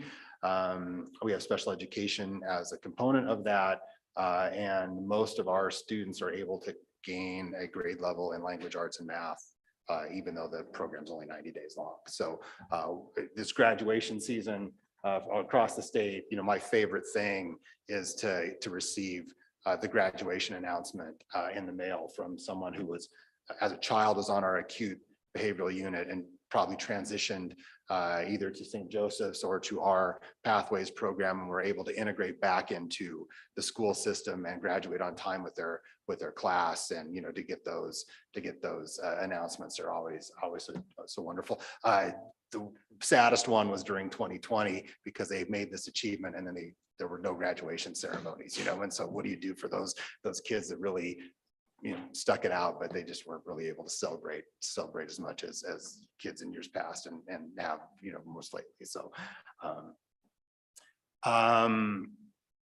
about 70% of our patients on our Pathways program are Wyoming Medicaid patients. It's a pretty large component of our patients. Not that we don't see commercial insurance and everything else, but about 70% of the need in the state comes from patients that are on the Medicaid program. So we're very thankful to Representative Larson and the legislature last year in putting through the amendment to increase the reimbursement to PRTFs. That's been very, very helpful. Sadly, it's not enough. To address just briefly Representative McEwen's question, if our cost is, I'm just going to throw out, I can only work with round numbers, especially in front of a group of people without a calculator. And so these by no means illustrate exact figures, but if our costs are, say, $500 and the Wyoming Medicaid reimbursement for that would be, say, $250, Medicare might pay you $350. So with the supplemental payment program, if we can bridge that gap by putting in $50 to get $50 back, we're closer to the $500, even though we're not going to get to the $500, but it's certainly more than we would get from the $250.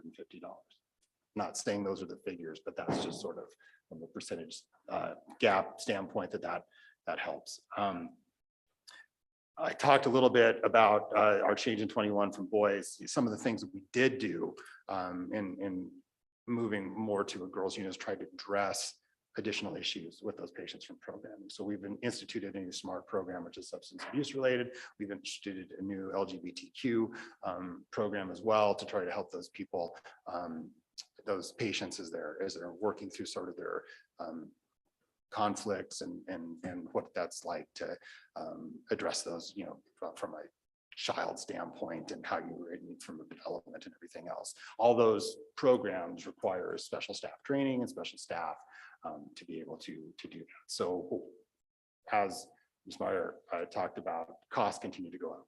Nursing staff, occupational therapists, our programs, if we take our kids out to the science zone in Casper to participate in science activities, the cost from the science zone increase. So our costs increase to be able to do that. Mental health worker, frontline staff it's such a demanding job, but we're competing against grocery stores and Home Depot and every place else for wages, and wages across the spectrum have gone up. So our wages continue to increase too. Not so much administrative costs, which I know was a question earlier, but direct line staff from clinically responsible, from therapists to nurses, physicians. The demand across the nation is more than the supply can even come close to. We saw a huge issue, which Mr. Boley could talk to as well. I'm sure you're all aware, just from the traveling nurse problem. Nurses and there was such a shortage during the pandemic of nurses that many nurses left to go travel. They were making so much money in 4 months, they could take 8 months off because they were making their entire year's salary based on travel. That's a supply and demand issue that, so we lost a lot of people from Wyoming that went to take traveling jobs, which puts a burden on the acute hospitals, which then rolls down to us and to nursing homes and assisted living and every place else. So it's something that's so dire just across the nation, and it doesn't stop at our borders. We have those issues here, and we're losing those staff people to go do other things. They're coming back because now everything's sort of opening back up and things are settling back down. The costs are coming back down for some of those issues, but the general cost of a nurse today is certainly more than it was last year or 2 years ago or 5 years ago. And we just don't see, healthcare is always seeing costs increase more rapidly than reimbursement for services. So with that, I would entertain any questions if anybody has any. Questions for Mr. Phillips, Representative Ottman. Madam Chairman, this could actually be for both of you, but I was wondering, with the data, do you see or do you know, with the populations that you're serving, because you said most of them are Medicaid eligible, is the majority of the population lower income then, or are we missing some other children that could maybe be falling through the cracks because the care, I mean, is there a rate that's reasonable for children that may not be Medicaid eligible? Or basically, how does it work? I don't really mean to say it that way, but how, because there's got to be children all across the spectrum. There's a hospital I know in Colorado Springs that deals with very influential children. But so thank you. Mr. Phillips. Madam Chairman, Representative Ottman, that's a great question. I don't have necessarily all the data on that. Every state is different, but most states that offer these types of programs probably see a similar proportion of patients that come through from a Medicaid-based service over commercial pay and some of those other things. Highly commercial paid patients often have other options sometimes, and so they can choose programs specifically if it's a child that has autism, for instance. There are special programs that deal with autistic kids that we don't have an autistic program. It takes a very specialized sort of therapeutic structure to be able to help those children when they're dealing with autism as well as other behavioral health. So if you have different options, there are other options available for you.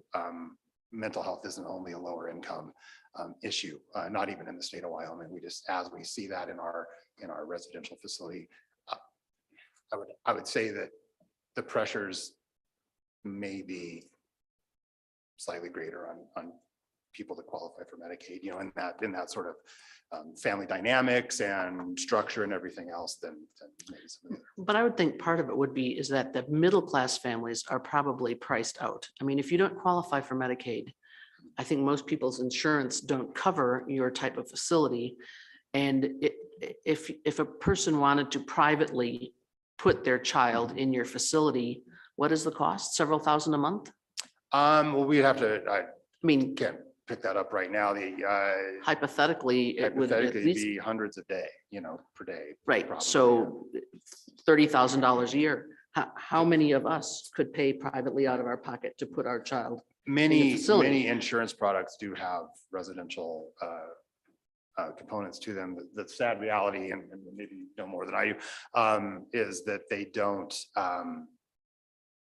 only authorize for a shorter period of time.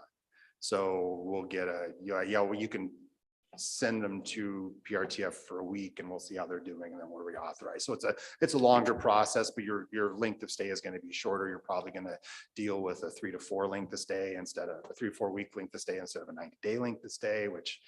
And if it's a regular insurance, I don't know, you might have to meet your deductible anyway, which would be $20,000 for your family or something. Very possibly, Madam Chair, that's correct. Representative LeBeau. Yes, thank you, Madam Chairman. I have a question.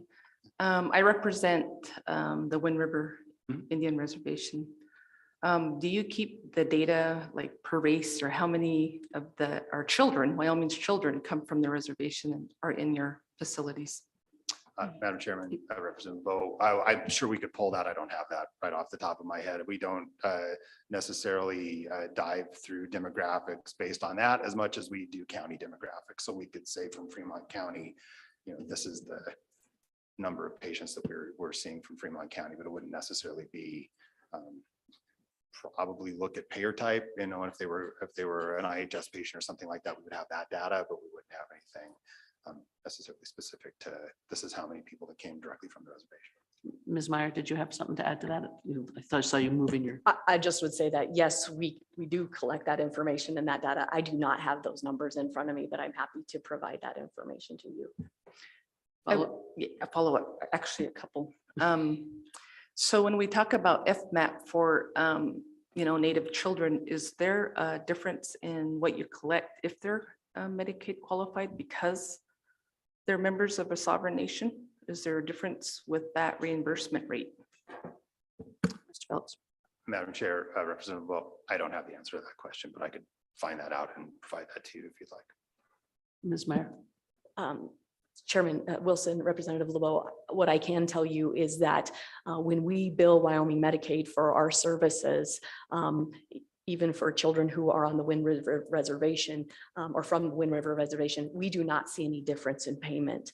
Now, the state will need to address, I couldn't address how that is addressed at the state level, but for us, there is no difference in how we bill or how we receive payment or reimbursement for children from the reservation. Did you have a follow-up? I did. And so I'm going to kind of take a privilege and probably end it with, wouldn't you agree? And I just feel I need to do this, and this is my opportunity. So I keep hearing the question, society, what can we do as society? How are we addressing society things, which is very complex. And particularly from the 2 sovereign nations who are unique and have a distinct political relationship with the federal government. We have treaties. So Wyoming's 2 tribes, but there also are 33 other, statistically, there are 33 other tribal members that live throughout the state of Wyoming. It's just not Eastern Shoshone or Northern Arapaho. But you talked about trauma. The historical trauma of the Eastern Shoshone and Northern Arapaho people was not a path of their own choosing. Since 1819 to 1934, they were systematically removed forcibly from their families and put into boarding schools. They're treated like prisoners of war, punished for speaking their language, dressing in their traditional attire. If they passed a sibling in the hallway, punished. For 115 years, a whole generation of people that didn't see a mom or dad cuddle or protect a child. And then after that, they get released from boarding school and placed in a newly created reservation system where the county and state systematically, up until the 1960s, scooped up these native children and placed them into white adopted or foster homes. Nationally, 25 to 30% of Native children were still, after going to boarding school, were fostered out And in that boarding school, they learned, the only thing they learned is how to deal with conflict is silence, violence, or withdrawal. I'm the first generation that didn't have to go to boarding school. My father was forced to go to boarding school at the 4 years of age. So I'm the first generation here. So I just need everybody to understand that. And I know that's what we're battling. And it's Wyoming's children. And I appreciate all the work that you're doing. And I hear you loudly, and I'll do everything on my part to help assist you. Because if we don't do it now, they're going to be a burden in the system now or in the future. And that's what we really got to look at. So thank you for all that you do.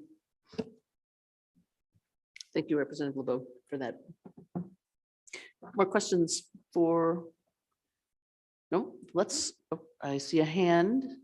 We will want to move on to the actual UPL fellows. Representative Worf. Oh, good. I'm glad. Okay, how about Mr. Weatherford and Ms. Cochran? Let's hear from you. A specific, let's folks, especially so they can go and fly away, not have to spend another, I'm sure they would love to spend another night in Wyoming, but maybe they want to go home. And and I remember you were here 2 years ago when we did the EMS. So you're back. You haven't given up on us. That's great. Madam Chairman, of course not. Very good. I love Okay. coming here. Give us your information. Madam Chairman, I'm going to try to share my screen here. I got kicked off the internet, and so it could be it could be a little bit of an adventure. So yeah, I'm just going to have to wing it, I'm afraid. If you do have our presentation, please. Blue thing in your pocket. So A lot I'm of getting the major blue wheel. in this. Madam Chairman, I'm getting the wheel of death saying that I'm not getting on, Okay. but so we'll, oh, wow. All right. Oh, okay. Anyway. Go ahead. Madam Chairman and committee, thank you all so much for your time today and for your comments. Again, my name is Eric Weatherford. I'm an attorney with the firm Hush Blackwell. We have a long-term relationship with the Wyoming Hospital Association and with a lot of the member hospitals. We've done a lot of work here in Wyoming. We really love working here. I try to come up with whatever excuse I can to get Mr. Bowley to let me come up here and visit with folks. And I did get to testify in 2020, but I had to do it via Zoom, which so I was in my study, but unfortunately didn't get to come in person. I'm a healthcare attorney, and that's all I do. All I do is represent providers, primarily facilities, hospitals, psychiatric facilities, and that's what we spend our time doing. A lot of it is done on these Medicaid supplemental payment programs, and so I'm a pretty big geek when it comes to healthcare law. I don't need to tell y'all are on this committee for a reason. Medicaid is a major program for all hospitals and healthcare facilities, especially for these folks. It's a program that's really set up to pay providers for treating poor folks, right? And it's funded jointly by the state and the federal government. Now, the state share, as y'all know, can come from state general revenue, and most of it does. But it can also come from other forms of public dollars, like assessments, or from public agencies like cities or counties or hospital districts. And as we've talked about, and you've already heard a couple of times, we came down here 2 years ago, 5 years ago, and worked on setting up supplemental payment programs to benefit hospitals for their inpatient and outpatient services, because they lose money on those things under the Medicaid program. And then we were able to set up a program to assess the EMS services, and that's still in progress. So about a year ago, we started talking to Mr. Phillips about the PRTF side. And we'd never done that before, but we knew that not just in Wyoming, but across the country, we know there's a mental health crisis. You guys see it every day on whatever news feed you use. There's something going on that's not good, right? And it often relates to mental health. So we know there's a crisis. We know that they're not getting paid as much as they need to be paid. You know, you've heard from Ms. Meyer talk about they can't even bring folks into their facility because they can't afford to hire the folks. I was talking to some folks at the Hospital Association meeting last fall, and they were saying, they were kind of weighing this whole thing. Well, you know, we think we're going to have to make our employees get the vaccine because CMS, the Centers for Medicare and Medicaid Services, is going to make us do that. But the problem with that is we think our employees are going to leave if we do that, and we're not going to be able to afford to replace it. So it's a really tough time right now for providers. So we talked to Mr. Phillips. We kind of started brainstorming. Hey, you know what? Let's see if we could do what we've done for hospitals and for their professional service employees and what we're trying to do for the EMS. Let's see if we can do something like that for your PRTFs. And we talked to Ms. Meyer as well. She said, you know, that sounds like something we need to talk to some folks about. So we've spoken to Mr. Johansson. We spoke to some other folks, and of course, Mr. Bowley. And there seems to be some support around this. So we're here to kind of tell you what we think could potentially work. There are a lot of balls that are in the air on this. And I think Mr. Johansson hit on this. There's no one way to do this. There's not really a cookie cutter approach, but there's some ways we think that can work.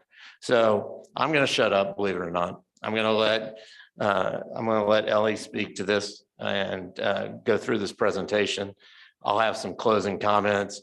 Y'all can fire away, and then we'll get out of your hair. Ms. Cochran. Madam Chairman, members of the committee, thank you for having us this morning. You've already heard from Ms. Meyer, Mr. Phillips on the challenges that their facilities are facing. And so I'm sure you can imagine what extra funds and extra dollars would mean for them and for the kids of Wyoming. Director Johansson also already, you know, set the stage for what we're proposing in the PRTF program. So really our testimony here today is just to add an extra voice in support of that.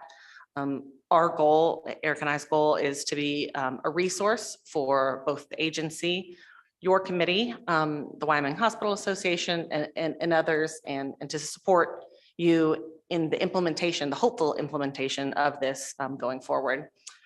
So I'm going to probably reiterate a lot of the things that Director Johansson set out for you earlier, but as we know, these are really complex programs. So I think it's probably worth reiterating on the front end and the back end after you've heard from other folks talking.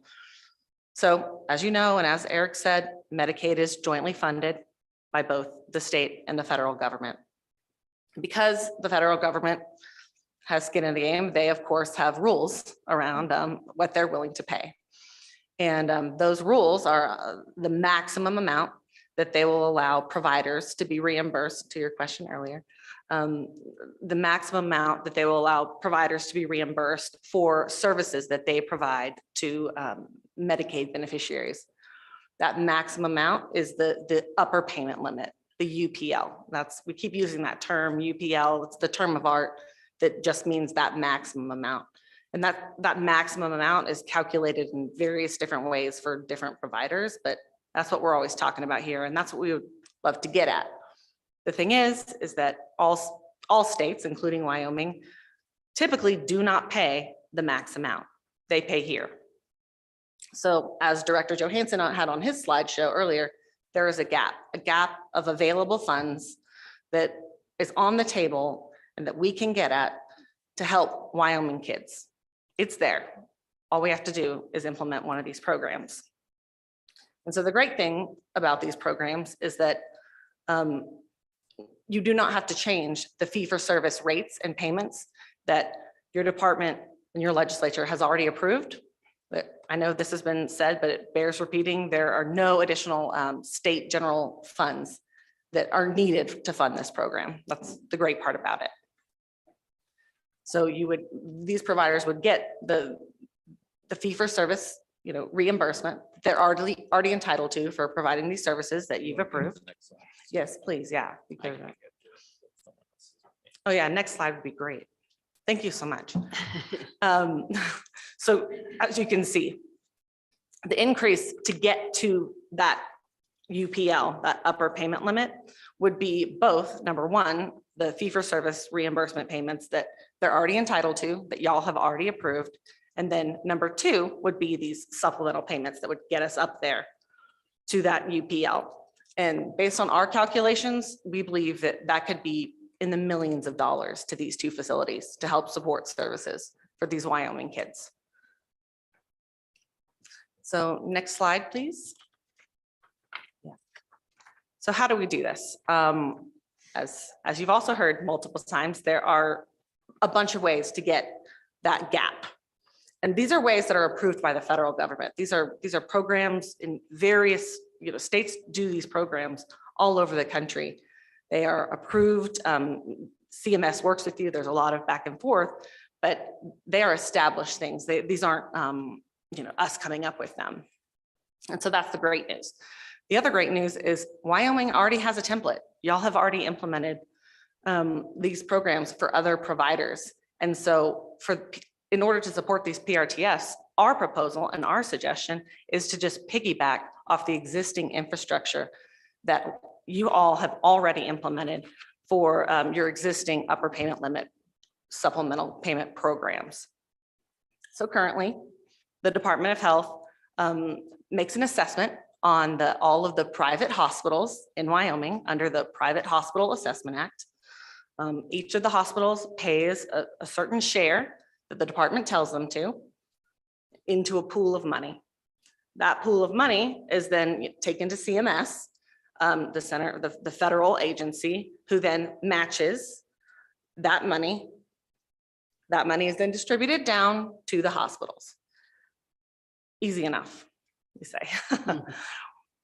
Under our proposal, what we would like to do is simply increase the assessment on those hospitals that they are already paying by a little bit, by a certain percentage, to go into that pool as well, in order to increase the funds that the federal government is matching that will then get to be distributed to Wyoming Behavioral Institute and St. Joseph's in order to get them their funds that are already available and that are already out there on the table.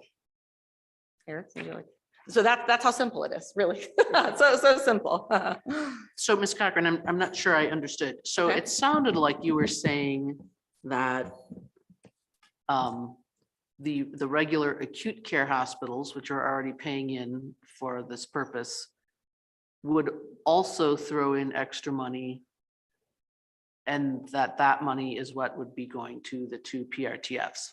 Madam Chairman, that is correct. That's So exactly we're not right. looking at an assessment just on PRTFs, but on all of the hospitals. Madam Chairman, that is correct. Exactly. You hit it right on the head. Talk through that with me a little bit. Sure, Because that yeah. wasn't really what we were thinking of. I mean, as far as our own shooting from the hip description of, why is this a good thing for the acute care hospitals, other than that maybe it'll get the kid out of their ER faster, or what? Well, Madam Chairman, great question. There's a number of reasons why it's good. To your point, they are supported by both St. Joseph's and WBI. As you know, WBI is also associated with an acute care psychiatric facility for adults. So those work hand in hand. But mostly that is how it helps them, is that they are able to send their children patients to those facilities. Okay. Mr. Madam Bowen. Chairman, and just as a point of clarification, so when we passed the private hospital UPL, we kind of strategized thinking that there may be other programs that we could do. So we think, and this is what we're hoping, is as we leave here today, we can continue to explore this and come back to you with a more solid idea. But we think we may already have the statutory authority to do this. So we may not have to pass a new bill for this particular program, but what we are going to need, if we can do it through the private hospital UPL, we would just need authorization to have it be done through the budget so that we can have the money flow. And it's broad-based already. We already talked about the private hospital UPL. Everybody pays in, whether they benefit or not. And again, it's because these are folks that are being taken care of in specialty situations where the others aren't taking care of them. So it's good for the whole. It's not just good for the individual. Are you two hospitals already paying into the private hospital UPL? Oh, sorry. Madam Chair, yes, we participate in the private hospital UPL as WBI. However, as Mr. Boley said earlier, there are some winners in the private hospital program and there are some losers in the private hospital program. And because that's based off Medicare and Medicaid, I really apologize for this. In 1965, there was legislation that was the IMD exclusion, which is the Institutes for Mental Diseases. And those are excluded from adult Medicaid patients from the ages of 21 through 64. So although we pay in as part of the assessment for the private hospital UPL, we don't receive any additional funding from the private hospital UPL. And our PRTF Medicaid assessment is not part of that. It's a totally separate. And so this is a completely separate thing. But in the one that we do participate in for the hospitals, we don't receive any additional money out of that because of the federal regulations. Okay, so then I have one other question then. So it sounds like we're actually, and there'll be more wrap-ups, I'm sure, and questions, but it sounds like we're perhaps not quite ready to launch LSO on a bill draft because we're still deciding the methodology. So my other question then would be, given that we often have to refer children out to out-of-state facilities, is there a thought of, is there any way to have participation of those other receiving facilities so that we could raise up their rates, or would we just raise up their rates off of the, I don't want to call it excess, but off of the in-state assessment? Chairman Wilson, I'll try to take that one. Okay, Mr. Weatherford. So Chairman Wilson, to answer your question, you can't assess the out-of-state facilities because the state of Wyoming doesn't have jurisdiction over those facilities. In theory, you could pay them. I would suggest that there may be some concerns among the other Wyoming hospitals who are funding the assessment as to whether they are interested in benefiting PRTFs in Oklahoma. So if we were able to raise the amount of your Medicaid payment to the two in-state facilities, I mean, my understanding is that many of the kids that we send out of state, it's not even so much lack of an open bed as lack of an appropriate facility for, say, a sex offending child or somebody like that. I mean, but would you anticipate that we might be able to handle more of the children in state? Or would that probably not impact that because of their clinical needs? Excuse me, Madam Chair.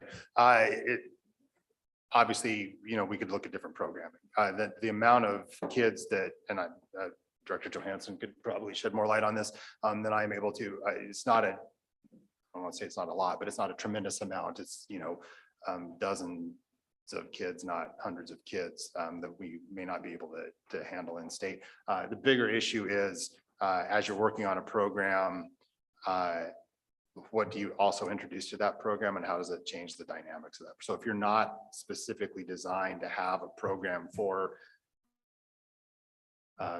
autistic youth and you bring autistic youth into a program that's not structured to care for them.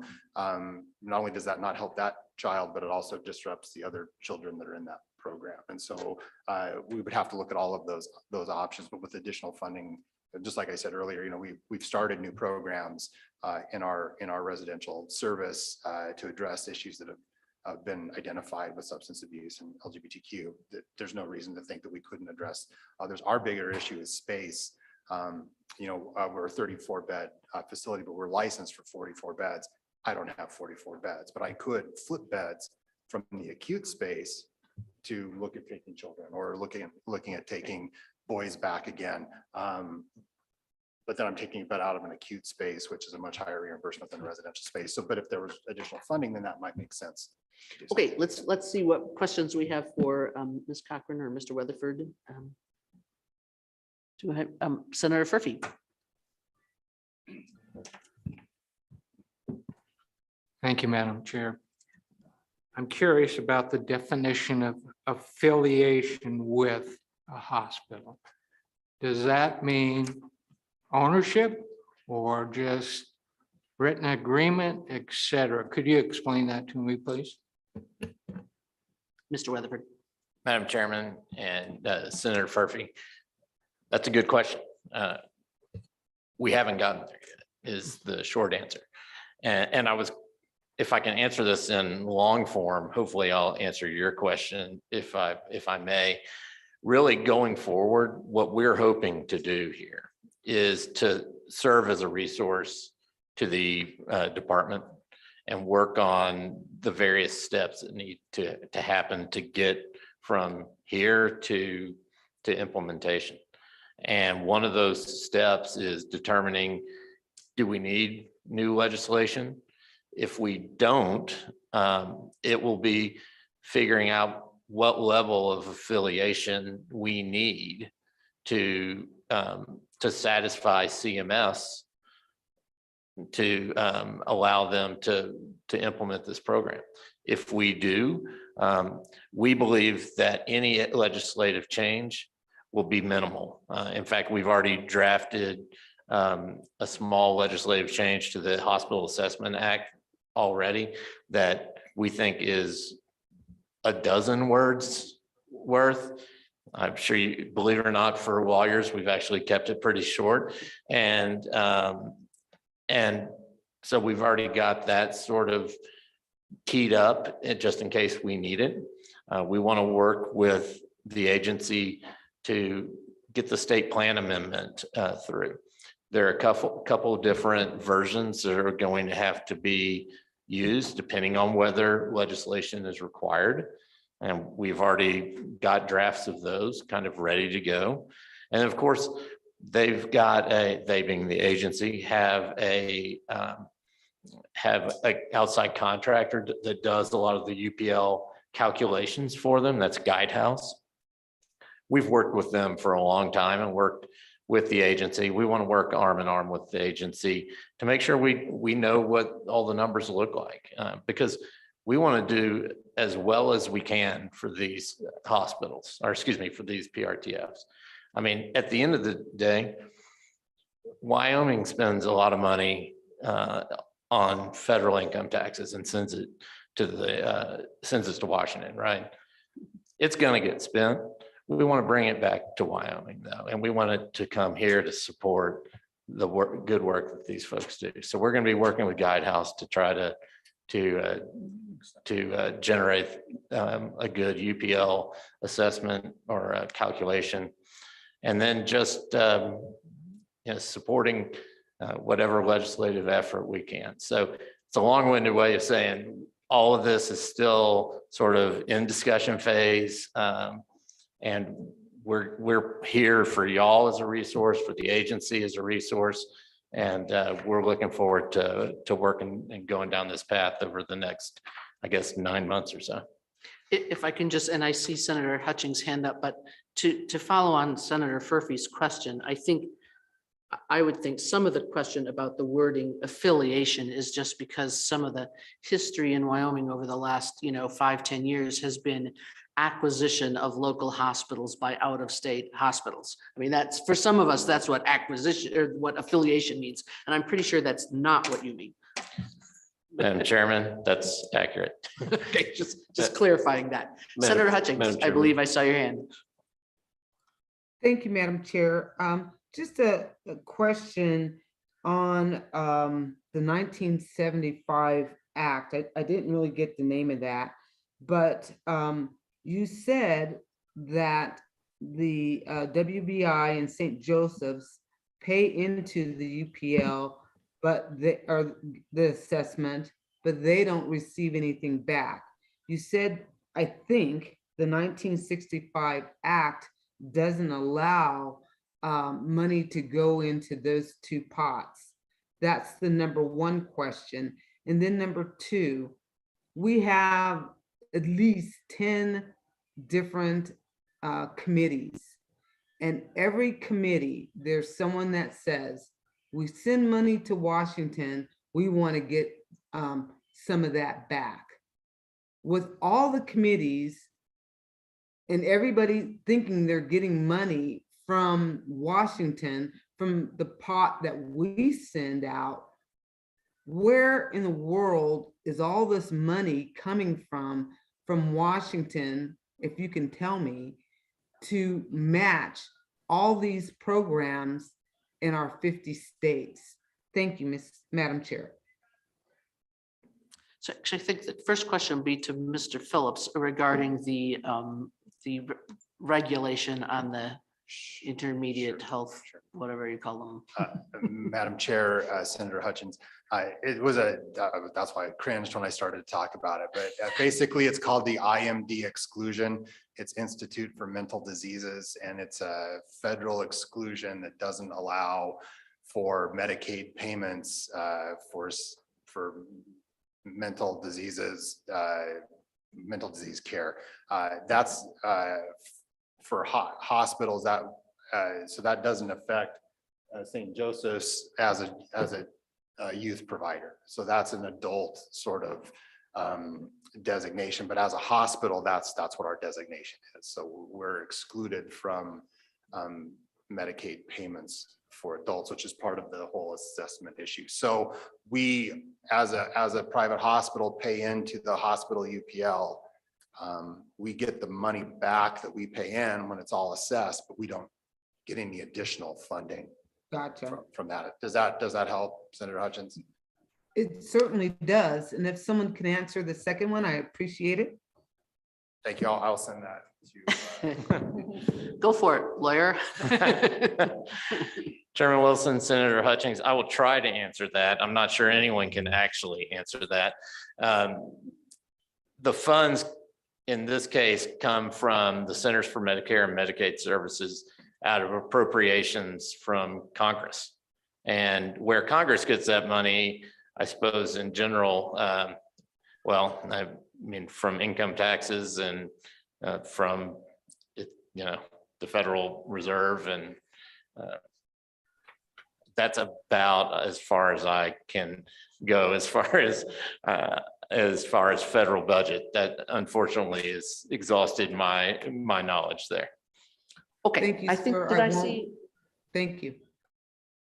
Yes, I think that had some hypothetical error about the question as well. Representative LeBeau, did I see your hand earlier? Yeah, and I'll start with you all. Thank you, Madam Chairman. I get so passionate and emotional, I forgot to bring this up, so it could be technically anybody on the panel, but particularly with you. So is there anything legislatively that we would need to do to encapsulate or incorporate the youth provider and WBI pregnant females that come into those facilities? And if they have a high-risk pregnancy, how do we capture that? How do we manage that? Is there something statutorily we're going to have to do to care for these pregnant females that may be in those facilities? Ms. Cochran, looks like you've got. Madam Chairman, Representative LeBeau, thank you. The answer to that question is, first of all, we're not sure actually that we are going to have to amend the Private Hospital Assessment Act. We would love to not, if possible, when having this discussions and implementing this program. Of course, that would be the easiest if we could just tack everything onto the existing infrastructure. As Eric said, we may have to. And if we do, we think it needs to be just a minimal changing of the current legislation, about 12 words, to allow the additional funds that we're drawing down to be distributed to the PRTS. And so to answer your question, no, I do not think that serving that specific patient population will change, fortunately, and that's the good news. Representative Stiver, did I see you? Oh, Representative Hallinan. Thank you, Madam Chairman. Anybody can answer this question for me. I just don't understand how this works in the sense that all of I understand that the PRTS do pay the assessment. Is that correct? That the hospitals pay, same assessment. Madam Chairman, Representative Hallinan, under our current thought, and again, there are a lot of balls in the air on this, under our current proposal, we would not have the PRTFs actually pay into the assessment. The hospitals would just continue to pay in to the assessment, but the PRTFs would be able to benefit from it. Yes, please. Madam Chairman, Representative Hallinan, I think I might want to add one little thing, just hopefully it would clear up some confusion. I think sometimes it's confusing because WBI pays in to the hospital assessment program, but it also has a PRTF. So that's might be where some of the confusion is coming from. WBI has a psychiatric acute care hospital for adults, but then it also has a PRTF. So they are paying the hospital assessment. Obviously, Mr. Phillips could speak to this better than me, but they are paying the hospital assessment. St. Joseph's currently is not, and under our proposed program, they would not be paying an assessment. Hopefully that clears up some So confusion. I have a follow-up to that. If WBI is paying into the assessment, but they're not currently able to get the supplement from the feds, is that correct? Madam Chairman, Representative Hallinan, that's correct. So they're simply paying into this and receiving no benefit from it. Madam Chairman, Representative Hallinan, let me amend that just for a second.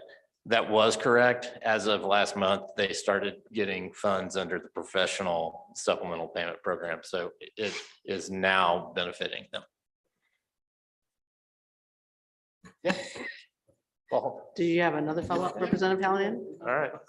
I just don't understand. Then what are we doing here? If we're proposing a change to allow the PRTF to apply for this supplement, then why do we need to do that if WBI is currently getting this supplement? Go ahead. Go for it. Madam Chairman, Representative Hallinan, the reason we're talking about this is because there is more money on the table that is out there. As I just discussed earlier, PRTFs are reimbursed separately. They're a different provider type, essentially what we call it, than your acute care psychiatric facility for adults. So they're different essentially. And so this additional program, this new program, would be in addition to the other programs that we already have happening in Wyoming, to get at that current gap of funds between what they're currently being paid and what they are allowed to be paid under the law. That money that is out there on the table. Madam Chairman, can I add one thing on that? Madam Chairman, Representative Hallinan, one thing on that, or maybe a clarification, is they have no gap under their hospital program, but they do have a gap under the PRTF program. So this actually allows them to recapture some of the assessments that they pay and don't get the benefit of historically. So Madam Chairman, if I can ask one further follow-up, is WBI getting a supplement now on the part of their payment, of their assessment that goes towards hospital Are you receiving the supplement on that? Yes, Madam Chairman, Representative Hallinan, they get a supplement now for their hospital employed professional services that they provide. Thank you, Madam Chairman. Madam Chairman. Mr. Bowley. I think I have an answer here. We may need to do a separate PRTF waiver to avoid the IMD exclusion for WBI. A couple other answers to questions, and it goes back to yours. St. Joseph is not a member of the Wyoming Hospital Association, but they're a very valued partner to the hospitals. To Senator Prtfs' question, that's why we're looking at potentially doing some sort of an affiliation, and that might help us to avoid needing additional legislation. We could just include them under the existing statute. That's one of the considerations that we're looking at. I was just going to say to the committee, one of the things that struck me maybe about 20 minutes back or so, as we were talking about, paying in and what's the benefit to this particular hospital, well, they can refer them to the other hospitals, and that WBI and St. Joe's are, provide the care for that type of patient, for a patient who may have shown up in the ER in Rollins or something. And I think, how we often talk about Wyoming as being like a one small town with very long streets. I think in a way what we have here is one large hospital non-system with very long hallways in the units, such that we have OB and Laramie and OB and, Lander and psychiatric care in Torrey, that, what I'm saying? I mean, I'm speaking kind of loosely, but I think what we're seeing really in the discussion is the benefit that everybody receives from having certain providers, whether they're formally belonging to each other or not, but just because of this, that way the services are provided to children, adults, various, maybe not at the level that we would want anywhere, but New York City, we are not with a hospital on every corner. So our streets are very long and windy. Committee, we need to, I think, especially seeing as we don't evidently need to draft legislation right now, we may have maxed out our ability to acquire, and we will obviously be hearing more. I guess we will need to be on the agenda in August. Is there anything else that you feel that you need to add? And then I will give a last couple of questions, but I think maybe we don't want to try to pin this down to the last little bit right here. Anything else, Mr. Bowley? Madam Chairman, just one other point of clarification. It was from very early on. I think it was Representative Conley that might have asked. We currently, in statute, there's 1% of the assessments that goes to the Department of Health to help pay for these programs.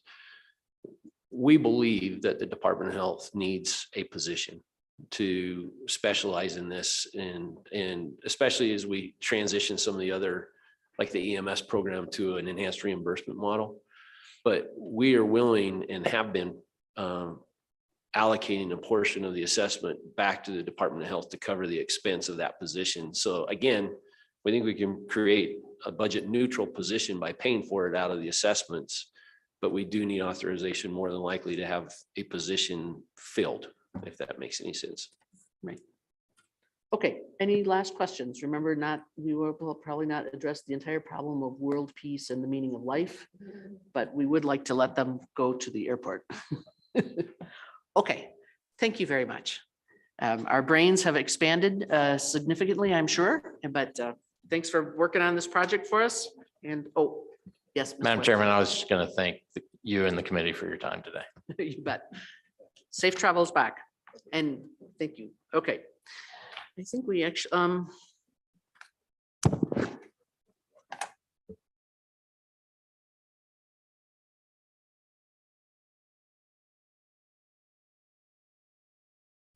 so I hear there are some other public comment questions. What I'm wondering is, is there any public comment specifically on the PRTF issue? Nothing else, but I think we really need a break.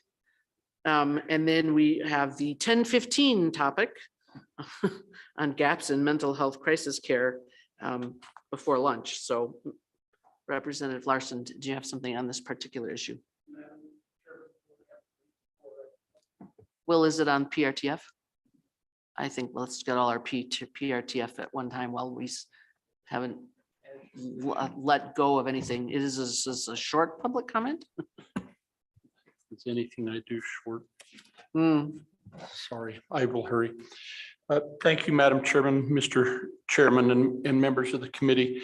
I do have specific comments on the PRTF, but Madam Chairman, I also would like to just say that I think today is John Brody's last day with Yes, I was us going to make an announcement about that later. as well. So I just want to say I am very grateful to Mr. Brody for the service that he's provided to our state and to me particularly as a legislator and to the legislature, and I'll miss him. And want Mr. Brody to know he's welcome around my fire anytime and wish him the best. He's left an impact on the state. Madam Chairman, as I've watched this, as I dry my eyes, Madam Chairman, as I've watched this really interesting discussion, I hoping that I can clarify a few things coming from the perspective that I came here today, which is serving on the Joint Appropriations Committee and having responsibility over both the Department of Family Services and Department of Health. And as we try to figure out how we fund the services to this population through our process. And I really think that we need to come back and really focus that this is providing funding, particularly to those clients who are Medicaid eligible. It's not your private payers, it's not your insurance, it's just that population that is Medicaid eligible. And so to Representative Stivar's question, he talked about schools paying for that, that's a separate category yet. And so we know that, for example, WBI is 74% of those kids that come into their PRTF are Medicaid eligible. To Representative LeBeau's point on rate reimbursement, if that referral comes from a tribal like Winter Cares, that then has a potential of allowing 100% reimbursement rather than if the referral is from a state agency like DFS, which then falls back to this. Why don't we pay the allowable rate by federal government? Well, it's a budgetary thing. We know what we can afford on general fund budgets, and so we fall a little bit under that. But then when we say, so we're not covering all their costs, and if we don't cover all their costs, to Representative Ottman's point, who then, because if you're not covering your costs, you got to get them someplace. That's then puts pressure back on the private payer and private insurance to cover those costs and puts pressure on the increase of those. So the more equitable we make those reimbursement rates on the population served, the more equitable the rates are to everybody who pays into the system, whether it be Medicaid, private payer, or insurance pays. I think Representative Worth made it an interesting observation on the involvement of government in healthcare. And I don't think there's many of us that argue the less of that we have, the better. And I think that this is a great example through the UPL that we have with the hospital providers, the long-term care, the nursing home, and then what we've done with emergency health is that our providers have stepped up and says, okay, Wyoming state government, we'll belly up to the bar, put in some money to get this enhanced rate to get closer to those allowable costs. And so we're actually trying to accomplish having them more involved rather than putting that burden solely on state government. I think that I'd like to correct Mr. Boley, and it feels really good. So this last year, you'll recall, WIS legislature approved that rebasing of the PRTFs. That was based on the model that they had their last rebasement, which was in 2010. And so right now that increased about 12% of their cost, increased another 12% of their cost, but it does not take into consideration the 7% cuts we've made to them in 2017 and then again in 2021. And so even though we rebased, we did not, as Mr. Boley indicated, reinstate any of the costs or the cuts that we made. If we really truly wanted to get them right now with this rebasing, it looks like between St. Joe's and WBI that they'll be at about 75% of the costs. If we added those two cuts, which I would suggest we do, then that puts them up a little over into the 80 percentile of the costs allowed, which takes more pressure off. So although we've addressed part of this, we still have those cuts that we haven't done anything with. And to really make the rebasing accurate, you need to replace those other two cuts that we put into place. And so I would, as you put all of these components together, there's a lot to digest. And I would also point out, Madam Chairman, if I may, to Senator Hutchings' questions on the IMD, the Institution of Mental Disease, that is similar to our state hospital. That's why our state hospital is funded 100 with general fund dollars, because we can't get Medicaid reimbursement because of that adult population served there that has their primary diagnosis being mental disease. And so WBI they have this, they're a hospital, but they're an IMD. They also run a PRTF, which is not allowed to have a UPL, which is what we're trying to get accomplished in this effort. We've had great success, I would argue, as a state with these upper payment limit programs. They've been very successful.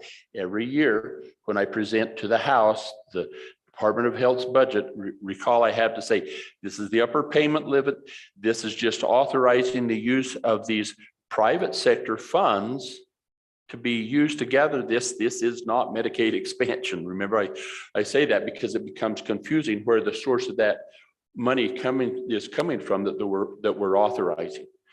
I would also, Madam Chairman, just kind of in winding up, point out that as we develop in the policy to determine what the role of state government is to provide services to these children, to these adolescents with behavioral challenges, because we don't put them in the Life Resource Center. We don't have a place for them. So we have some RTCs and some BOCES, but our psychiatric residential treatment centers really are our safety net. And we have a gap there. We had a young lady spend a number of months in a county jail this last year, 16 years old, because we couldn't get them in a PRTF. And the reason is because of the staffing challenges. We couldn't find staff. They had beds. They didn't have staff. Couldn't get staff. Why? Because our reimbursement rate hadn't happened since 2010. And so then we looked to, can we take them someplace out of state? But until we were doing that, this little girl sitting in a county jail. Is that what we all feel uncomfortable with that? If we do take them out of state, as we look at, the cost of that oftentimes is much higher. And if it's a court-ordered placement, then the agency has no choice.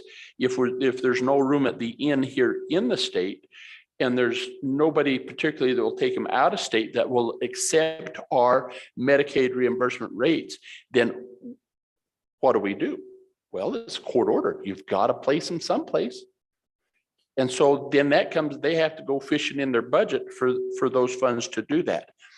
I suggest that reinstituting those monies that we took for cuts, work on this upper payment limit, add stability to that gap we have in administering the policy to take care of these adolescents with behavioral challenges.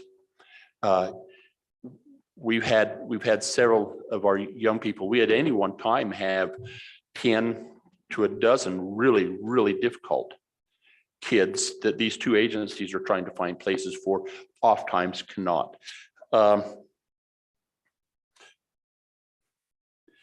We have been able, as I finish up, Madam Chairman, we have been able to reinstate one of the, you'll recall the step 2, step 3 cuts. Representative Hallinan helped me with the budget amendment to restore part of that 2.5% cut. The other part, the other 2.5% still out there, but that 2.5 that we reinstated is not in the standard budget. That's not looked at as ongoing. We're just dealing with that one year at a time. So that gives me angst, because we need to make sure that we correct that. We have all this infusion of all this federal money that we're able to put a Band-Aid on some of this stuff. But if our policy is to really take care of these kids with behavioral challenges, then we have to live with our policy that we've adopted and fund that as appropriately as we can. And so this committee, as involved as you are in that, I think that we need to, Madam Chairman, look forward to this supplemental budget, maybe making sure that we have this be part of their standard budget and see what we can do to make that rebasing complete by restoring those other cuts that we put into place. Happy to work with any of you on that. If you think that there's, if there's support for that, happy to bring that forward in the supplemental budget as we have moving forward.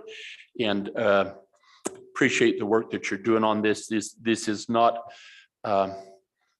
it's not an easy topic, but it's not as difficult. I know that we can, we have a proven track record with UPLs, and they've worked really well. So, Madam Chairman, thank you for the opportunity to voice those thoughts. Any questions for the Vice Chairman of Appropriations, Representative Connolly?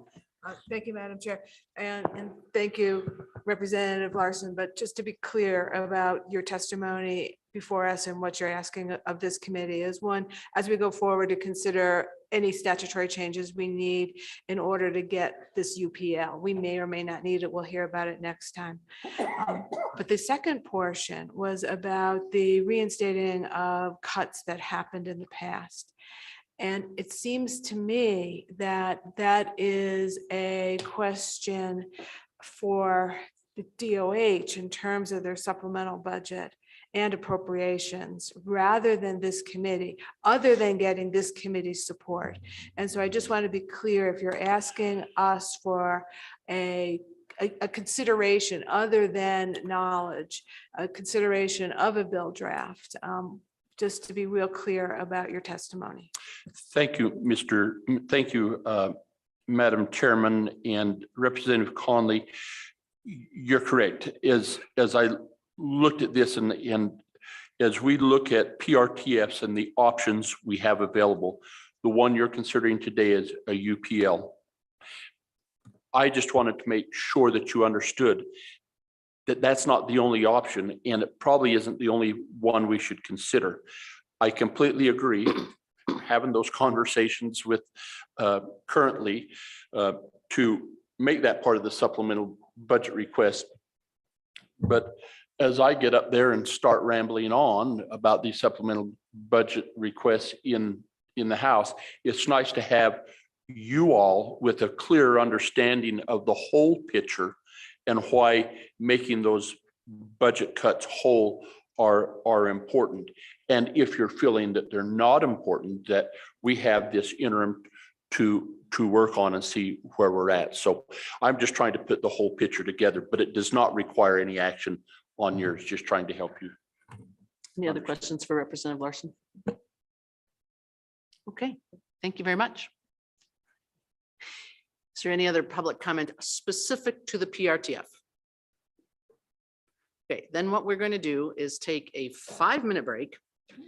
Sorry, not very short, 5-minute break. And then we do have on here gaps in mental health crisis care, which I would like to have us tidy up the psychiatric side of things before lunch. So 5 minutes.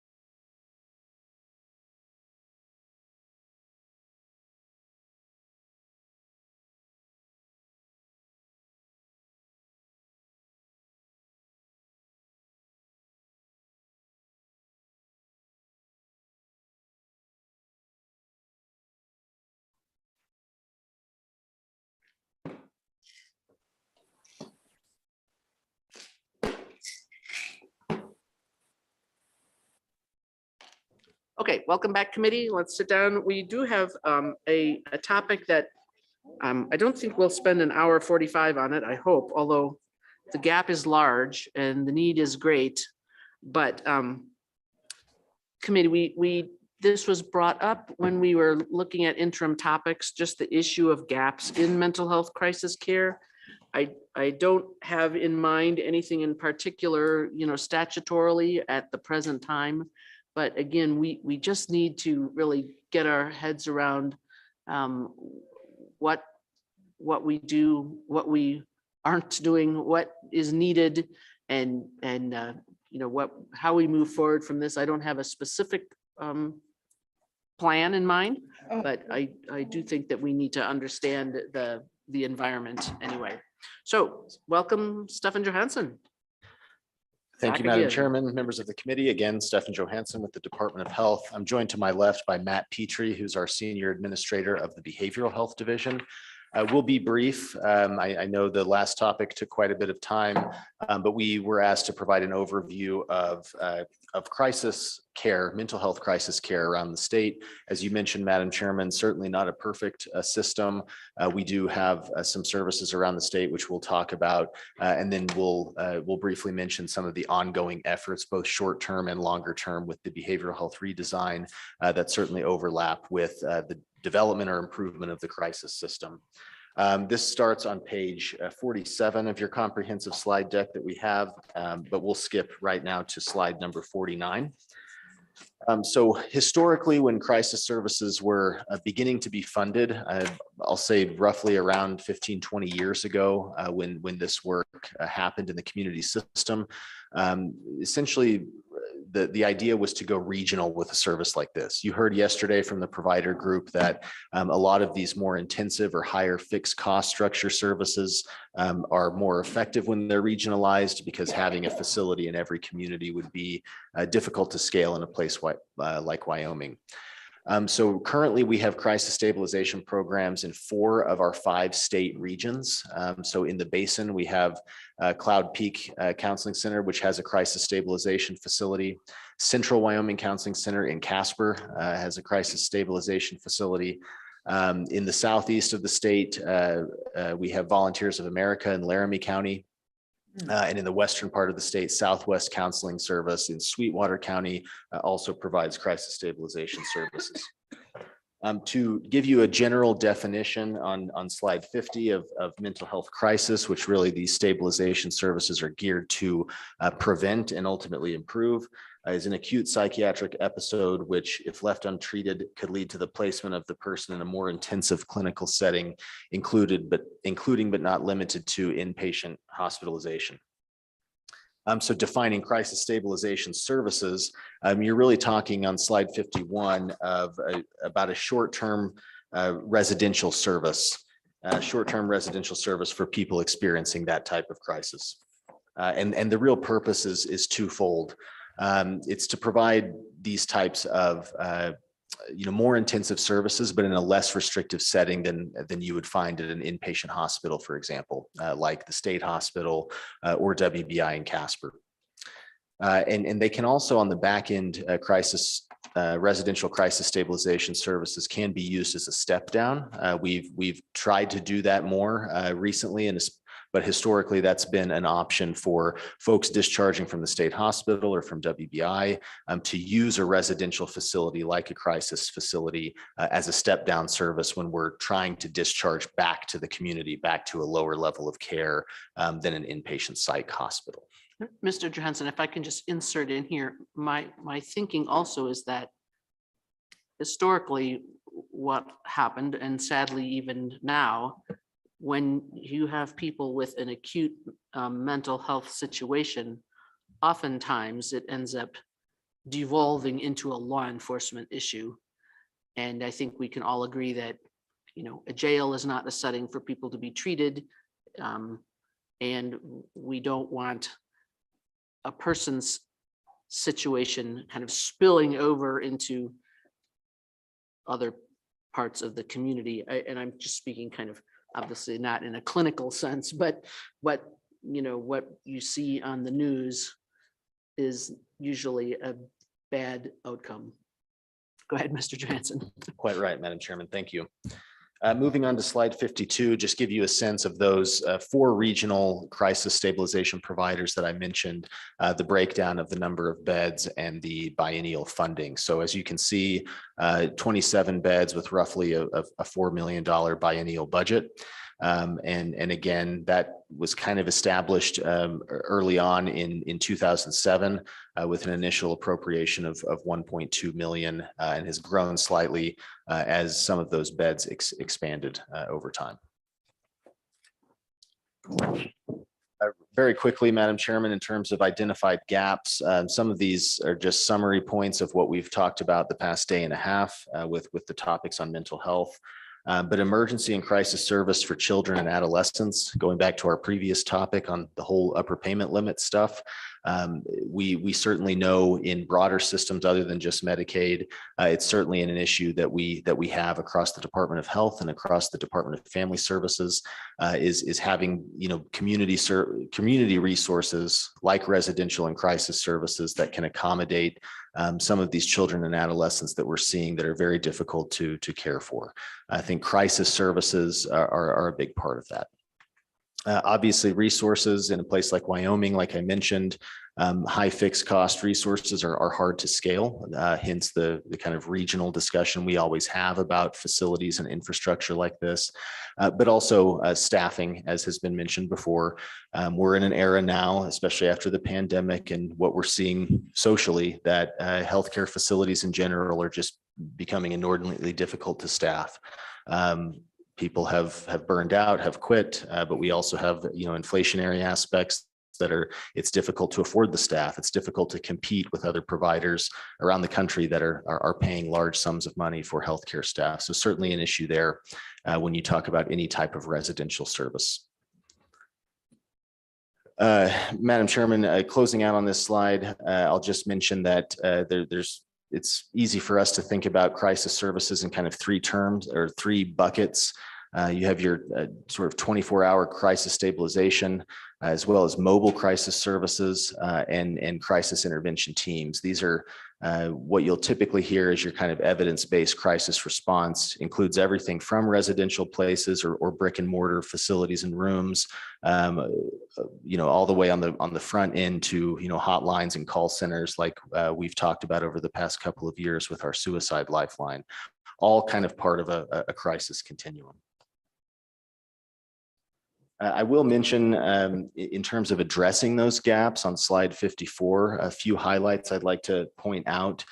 We've been talking about this a lot the past day and a half, but the behavioral health reform or behavioral health redesign that we talked about at length yesterday is a big part of what we will look at in terms of the need for crisis services for the populations that we have been talking about again over the past day or two.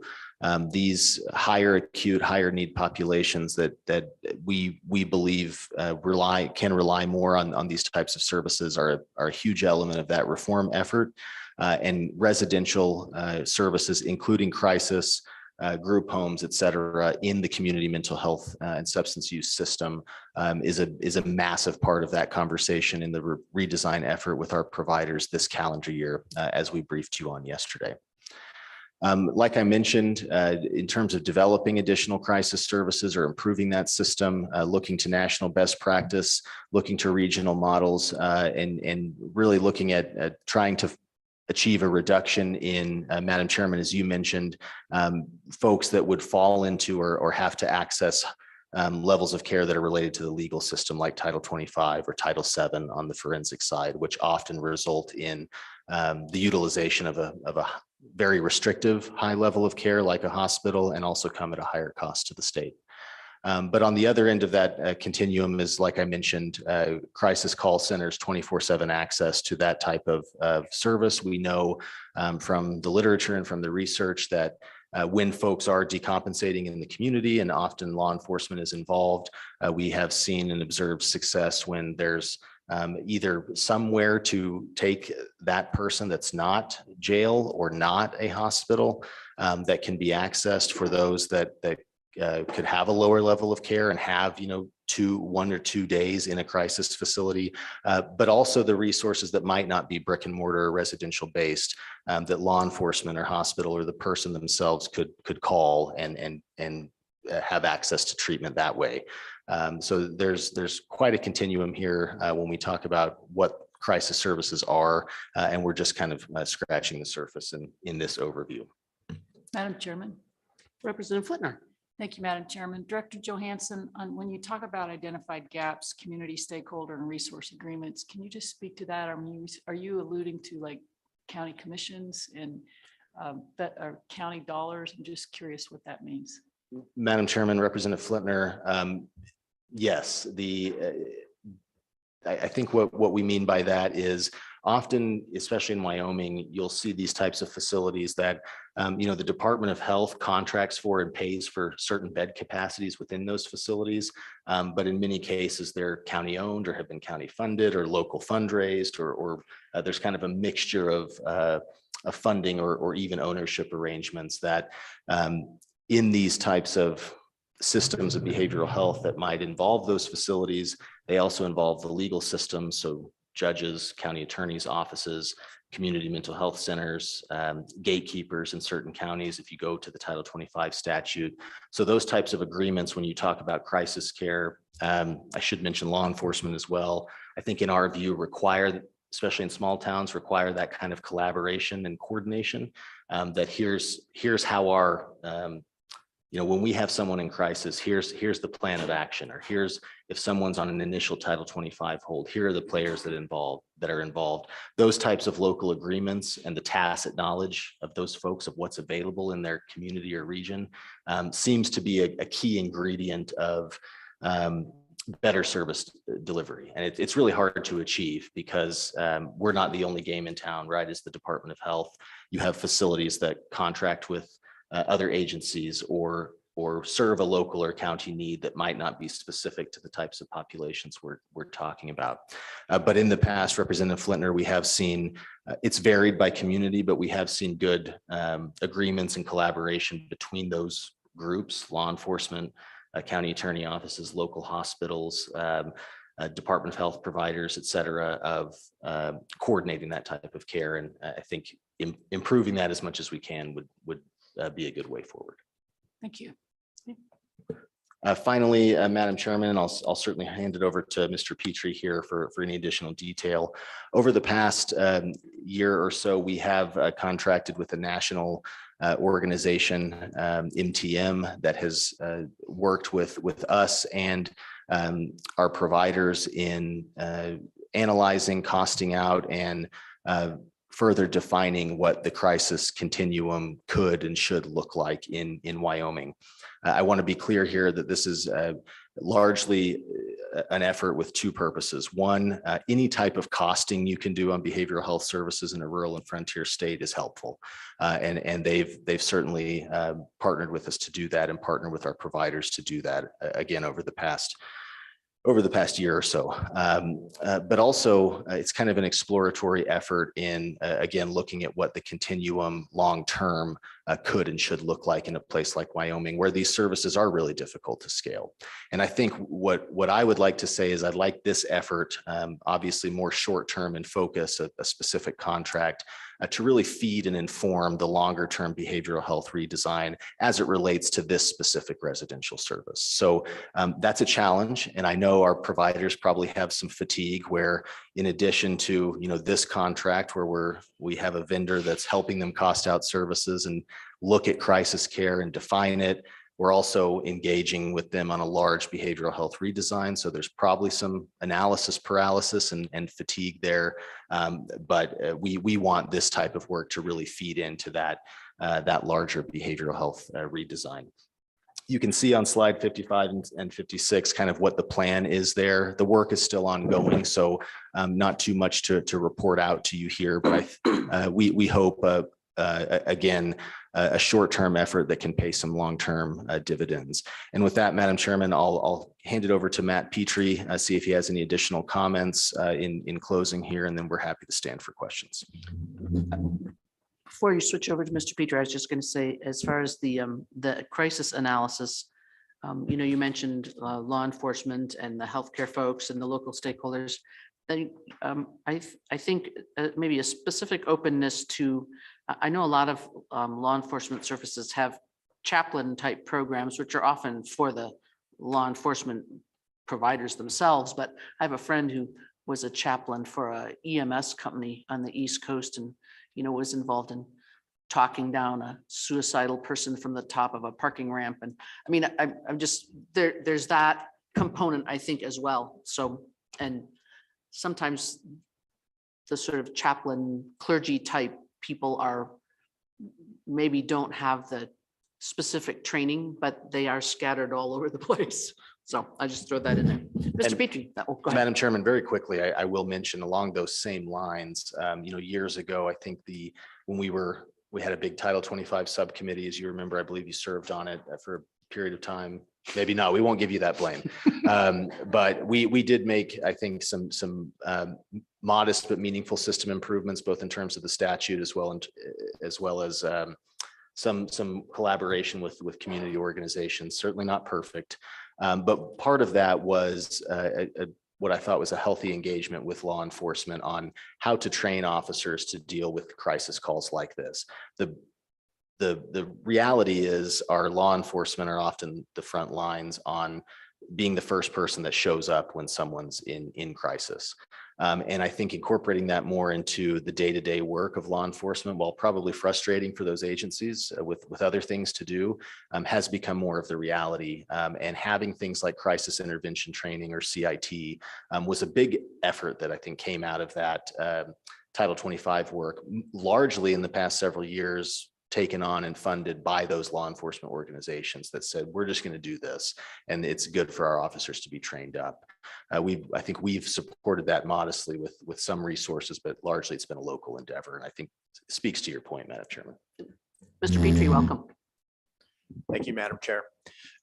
Just to add briefly to Director Johansson's testimony, I think that the initiative that we contracted with this consulting firm to undertake, I think it works very well with behavioral health reform effort that the legislature has touched on a couple of times during the last two sessions. When we started the initiative with this consulting firm, it was maybe a little more siloed than that, but again, I think that they do merge quite nicely. They are a firm that provides advice on the CCBHC initiative, which of course is a national initiative for that acronym stands for Certified Community Behavioral Health Clinics. And many states have providers that have already essentially worked toward that certification. We have a number of clinics here in the state of Wyoming, our community mental health centers that are pursuing that as well.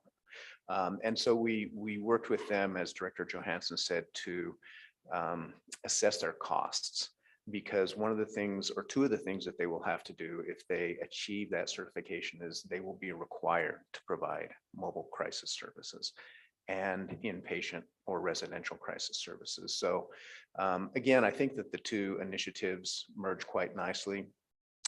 They did some analysis that quite frankly, proved what we already knew anecdotally in terms of gaps, in terms of resources, in terms of challenges, especially in a frontier or a rural state. So again, I think that the two initiatives will complement one another.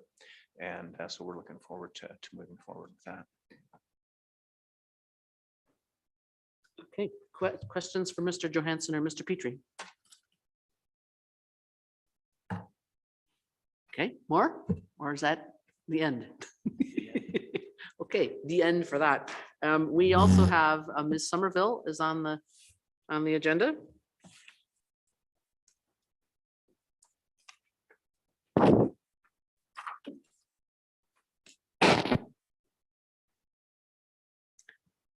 Welcome back again.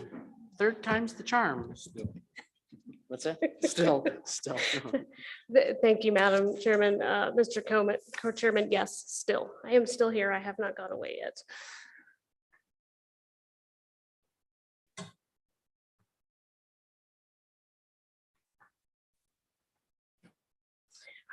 So, Madam Chairman, Mr. Co-Chairman, Andy Somerville, Executive Director for WAMSAC, the Wyoming Association of Mental Health and Substance Abuse Centers.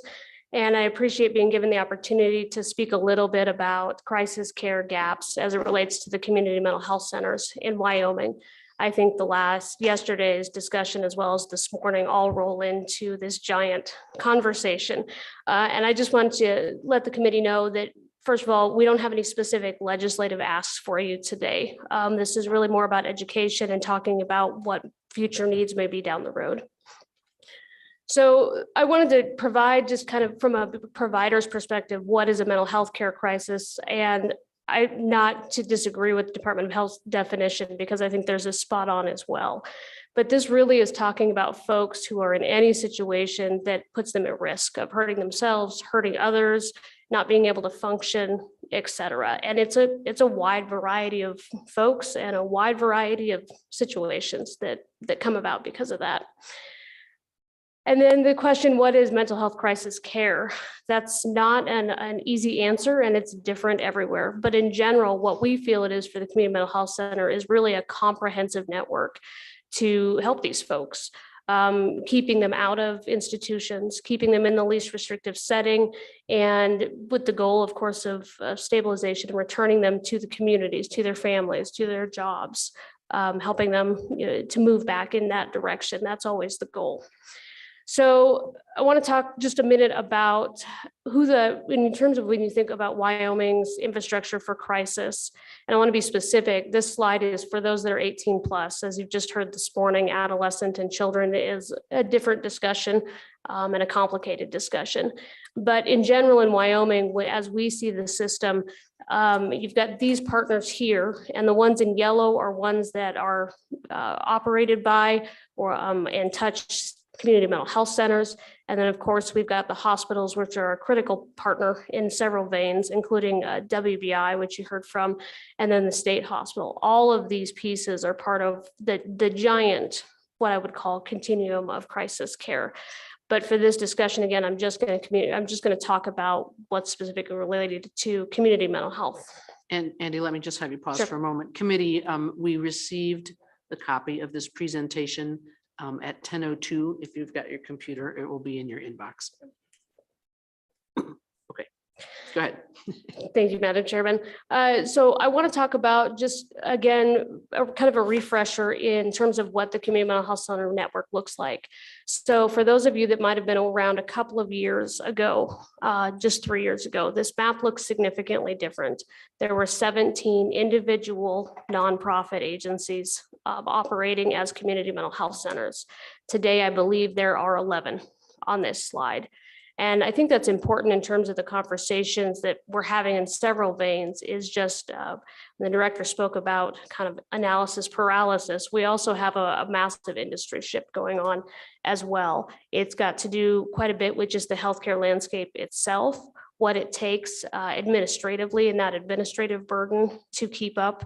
And generally the idea that the smaller, each county having their own small community mental health center agency is not sustainable anymore. What I can tell you is that all of these agencies are locally Wyoming owned nonprofits. We don't have any out of state touching, with the exception of VOA. I wouldn't say they are out of state, but they do operate. Their headquarters are in Sheridan, but they also operate centers and services in Billings or in Montana and in South Dakota. So we have these 11 community mental health providers, and then we're going to switch to the ones that provide crisis stabilization services. And the map gets pretty scarce, and you might be hard pressed to find it on this map, so I'll help you out here. So we've got Cloud Peak Counseling, as you can see up in the Basin region, Central Wyoming, in Casper, Sweetwater or Southwest Counseling Service in Sweetwater County, and then of course VOA is operating it in Cheyenne. I want to just pause here and just take a look at this map, because to me it's always a little daunting when you're talking about trying to move people around in a system. So if somebody is in Jackson and they're in need of crisis stabilization services, that's a long trek. If they're even in Sheridan, in Sundance, et cetera. And we're going to talk a little bit more about that, because the the system that was set up was completely based on regional services. And just to kind of highlight one of the issues we have in terms of crisis care gaps and making this all work is transportation. You can imagine what it's like even in the summer when the roads are nice. However, when there's geographical challenges and weather challenges during the winter, this gets very interesting and certainly bottles up our system. So what are we actually moving towards? Before I talk about the specific challenges, this is one of the best graphics I've ever seen about what the national best standards are and what that looks like in terms of outcomes for a comprehensive crisis network specific to community mental health centers. I want to highlight kind of along the bottom, you see, or I guess we'll start with the line, the crisis line, that's your suicide lifeline. In Wyoming, that's also a collection of small independent agencies that run suicide lifelines. And will become 988 in July of this year, here just in a little bit more than a month. Mobile crisis teams that we don't have, as was highlighted by the Department of Health, crisis facilities, and then that discharge planning and post-crisis care, walking them back down, stepping them down into care, and kind of wrapping them with services to keep them in the community. With the goal, of course, that ties specifically to behavioral health reform, which is decreased use of jail, emergency departments, and inpatient treatment. And again, keeping people in the communities with their families, working, et cetera. Highlighting on the bottom, we can't underestimate or understate, I guess I should say, the important critical role that law enforcement plays in all of the crisis care continuum. They are absolutely frequently the first point of contact when somebody is in a mental health crisis. And I think that's an important thing for us to keep in mind. It's not just what does the community mental health center out on the ground, it's what do the supporting agencies and partner agencies have that's available to provide those. We talked about training initiatives, pieces of things along those lines. We should probably talk about, do the jails have adequate access if somebody does end up in a jail cell to get a mental health assessment? Do they have space in the jail for a room? Something along those lines. Basic things along those lines need to be considered. But in general, this is what we're working towards. And you can see on the top graphics why we're working towards those. When you look at that last graphic, the goal and the national standard is that 85% that enter through this system remain stable in a community-based care. That's 85% diversion rate from the state hospital waiting list. And so that's certainly what we are moving towards for a variety of reasons. What do we have in progress? And again, the department touched on this just a little bit. So 988, that's the suicide lifeline. We currently have 2 of those that are operating in the state of Wyoming. One is operated at a Central Wyoming Counseling Center, and the other one is up in Grable. And the legislature was kind enough to give us some funding to provide a Band-Aid to get that up to 24/7 service. I want to highlight for the committee that July 16th, 2022, about 5 weeks from now, that 7-digit suicide lifeline number that's been around forever transitions to 988. So in about 4 weeks, you're going to start to see a major federal education campaign. And 988 is not just about people that are at risk for suicide. It is going to be the designated, if you're having a mental health crisis, call this number. If you're having thoughts of suicide, call this number. That's what you're going to see. And that's the expectation that we've received from SAMHSA, from the FCC, from all of the federal partners that have put this into motion. I would state we don't currently have 24/7 service, and we are working as fast as we can to get the money in play and get that moving forward with the Department of Health. But that'll be a critical component that we're working on, because as you can imagine, just as 911 is the designated number for anybody who needs to report anything to the police, that's the intention with 988, is it's the mental health number that you call. You're standing next to somebody in a mental health crisis, you're having one yourself, whatever, you're going to call 988, and that is going to build over the years, and it's going to be the go-to place. What we're anticipating with that is a significant increase in call volume as the education campaign rolls out over the next year, and essentially creating a single point of entry potentially for those that are experiencing a mental health crisis. So we can't underscore how important that component is and how important it is that we tie the appropriate services to the back end of 988. So for a 988 call, most of those calls, at least 70%, if not 80%, will be resolved, and the person will be well taken care of, referred to service, given a warm handoff, whatever they need, and it won't need to go any further than that call. But for those other calls, some of those will be active rescues from law enforcement, but some of those are going to be folks that need to come directly into crisis stabilization. How do we get them there? How do we move them across the state? That's the planning piece that needs to occur on the back end of that. I won't speak really on behavioral health reform other than to echo everything the department said. We'll go on. Representative Connolly. Yeah, thank you. Ms. Somerville, I'm just curious, if a call comes into 911 and it really is a mental health crisis call, will they be able to transfer it to 988 without telling the person to hang up and call a different number? Madam Chairman, Representative Conley, not yet. They're working on it. There are some infrastructure challenges across the United States. Wyoming is not alone in trying to make all of those pieces work, but it is the intention to have that transferability. Representative Stiver. Thank you, Madam Chairman. What's the percentage of calls each facility is taking right now?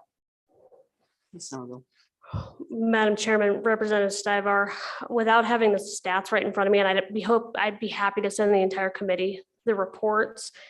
Each center, I mean, they're on about 50-50 during the week. I believe the calls at Central Wyoming are more because of the hours they're covering, 4 p.m. to midnight, as opposed to the Grable Center, which is on from, I believe, 4 a.m. To 4 p.m. 5 days a week, and then they added some Saturday, Sunday stuff, but I'd be happy to get all of the exact numbers to you. Follow up on the 988 system.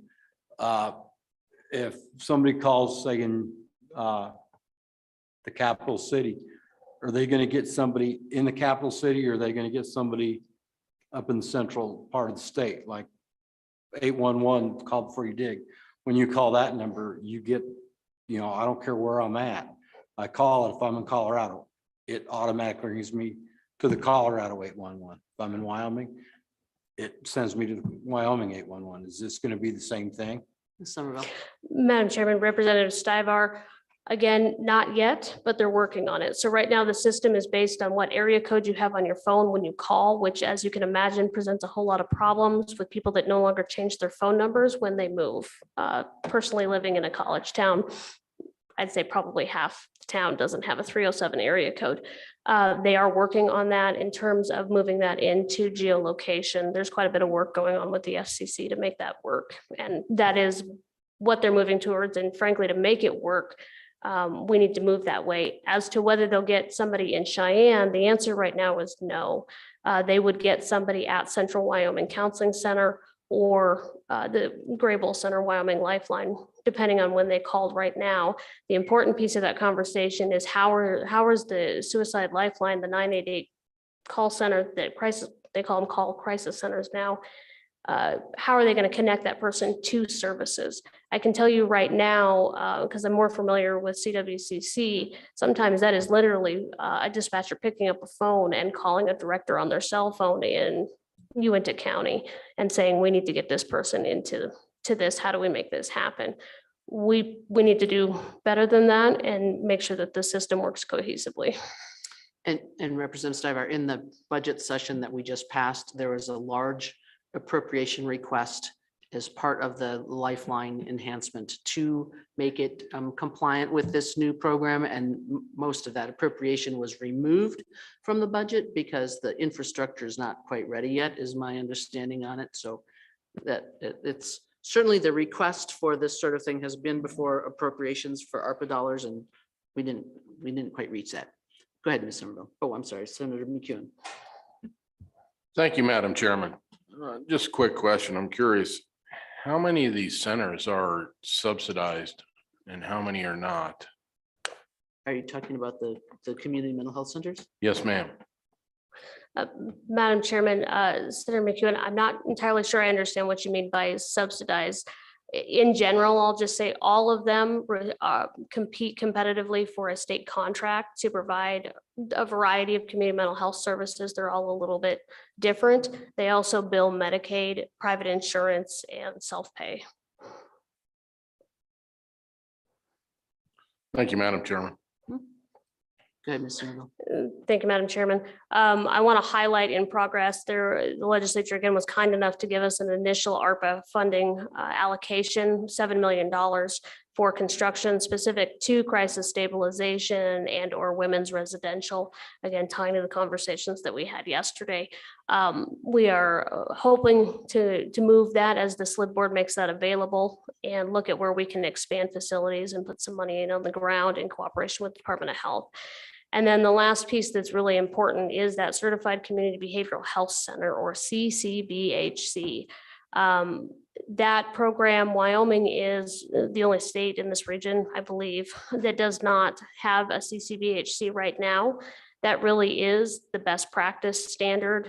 It's a collaborative care model that has shown to produce pretty good outcomes, and the providers are excited about moving in that direction. We have 5 of them that have applied for initial planning grant with SAMHSA that we will find out here later this year if any of them were successful. And that is going to be a critical component, but I want to say in terms of, as Mr. Petrie described it, the crisis care, they are required to provide mobile crisis and an array of other things as part of that package. So we do believe that it runs side by side and dovetails nicely with behavioral health reform. In one essence, it's the providers working on a kind of a side-by-side vein to, again, try to fill some gaps and fix some services. Talking about the gaps and challenges. So infrastructure,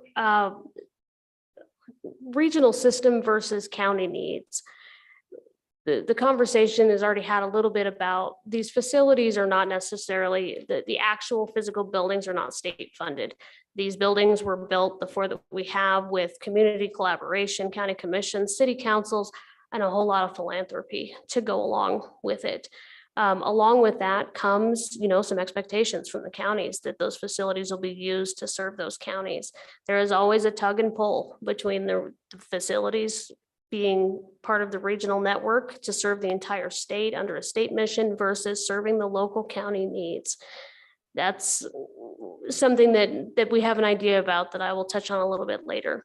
Facility limitations. While I would say 2 of the facilities are in pretty darn good shape, there's one facility that needs to be significantly larger and redone than it is to serve their region. And then there was one that really needs to be redone because I think right now, it's an old bank that was remodeled. And it definitely needs some upgrades to meet the needs. These facilities are not locked facilities. And as we talk about moving through behavioral health reform and being a safety net for taking all of these clients, some of those facility abilities are really important in terms of what clients we can take and which ones we can't. So that conversation needs to continue. Transportation patchwork, again, that's conversation that has been touched on with Title 25. This is always an issue in terms of moving people around and moving them through the system.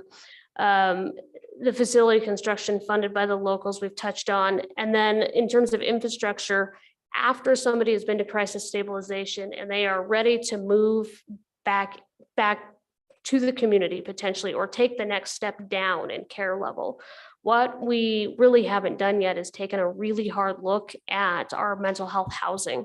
So for some folks, they might be able to go back into the community. For somebody else, it might be more appropriate for them to take maybe a half step down to maybe a mental health group home to get stabilized and go a little bit more slowly. We haven't really looked at or adjusted group homes, just mental health residential housing in at least a decade. And some of my centers tell me it's been the same exact thing for 20 years. And so that, again, part of behavioral health reform, a push that we want to make is certainly that very important conversation, because if they're coming out of crisis care, but they need to step down care, but we can't move anybody because we don't have beds or in the right spot, then it just bottlenecks the system back up. And then the outcomes are not as good as we would like. 23 different ways. That's the next section. Each county is absolutely unique. County attorneys, law enforcement, their judicial branch, county commission, city councils, how they fund, how they handle crisis in their county is completely different. We would also say that that changes with personalities, that as new people are elected into office, sometimes that can change drastically. That makes it incredibly difficult to coordinate a statewide system over 23 counties and meeting the expectations and dealing with the expectations of the locals. If you have a crisis stabilization in your facility, and I want to be clear, crisis stabilization facilities can hold a 72-hour emergency detention. They can hold a 10-day detention. They cannot hold somebody who has been involuntarily hospitalized that hits that last step that makes them on the state hospital waiting list.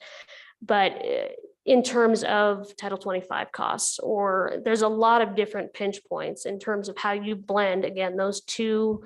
While I think in a lot of ways they're collaborative, in some ways they're drastically different. The local need, the local expectation versus what the state is asking us to do, and where they're asking the community mental health center to put those resources.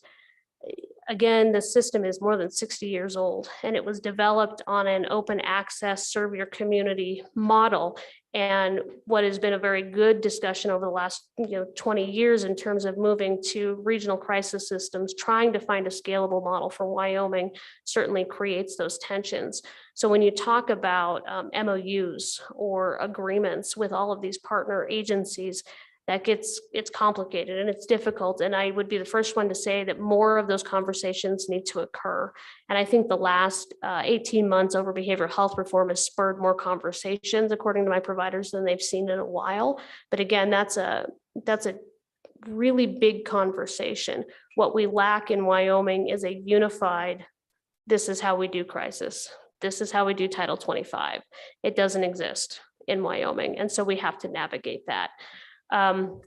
Missing components, again, 988 is not up to 24/7. We're still working on that implementation. We don't have mobile crisis yet. We don't have adequate funding for some of these best practice models. We still absolutely have to work from the ground up on how we're going to fund and support mobile crisis. Adequate staffing. I won't hop on what you guys have already heard this morning, but I will echo everything they said. In terms of wage hikes, competitiveness, lack of providers, it's been a challenge. And then we had a pandemic, and the pandemic exacerbated it to a point we've never seen before.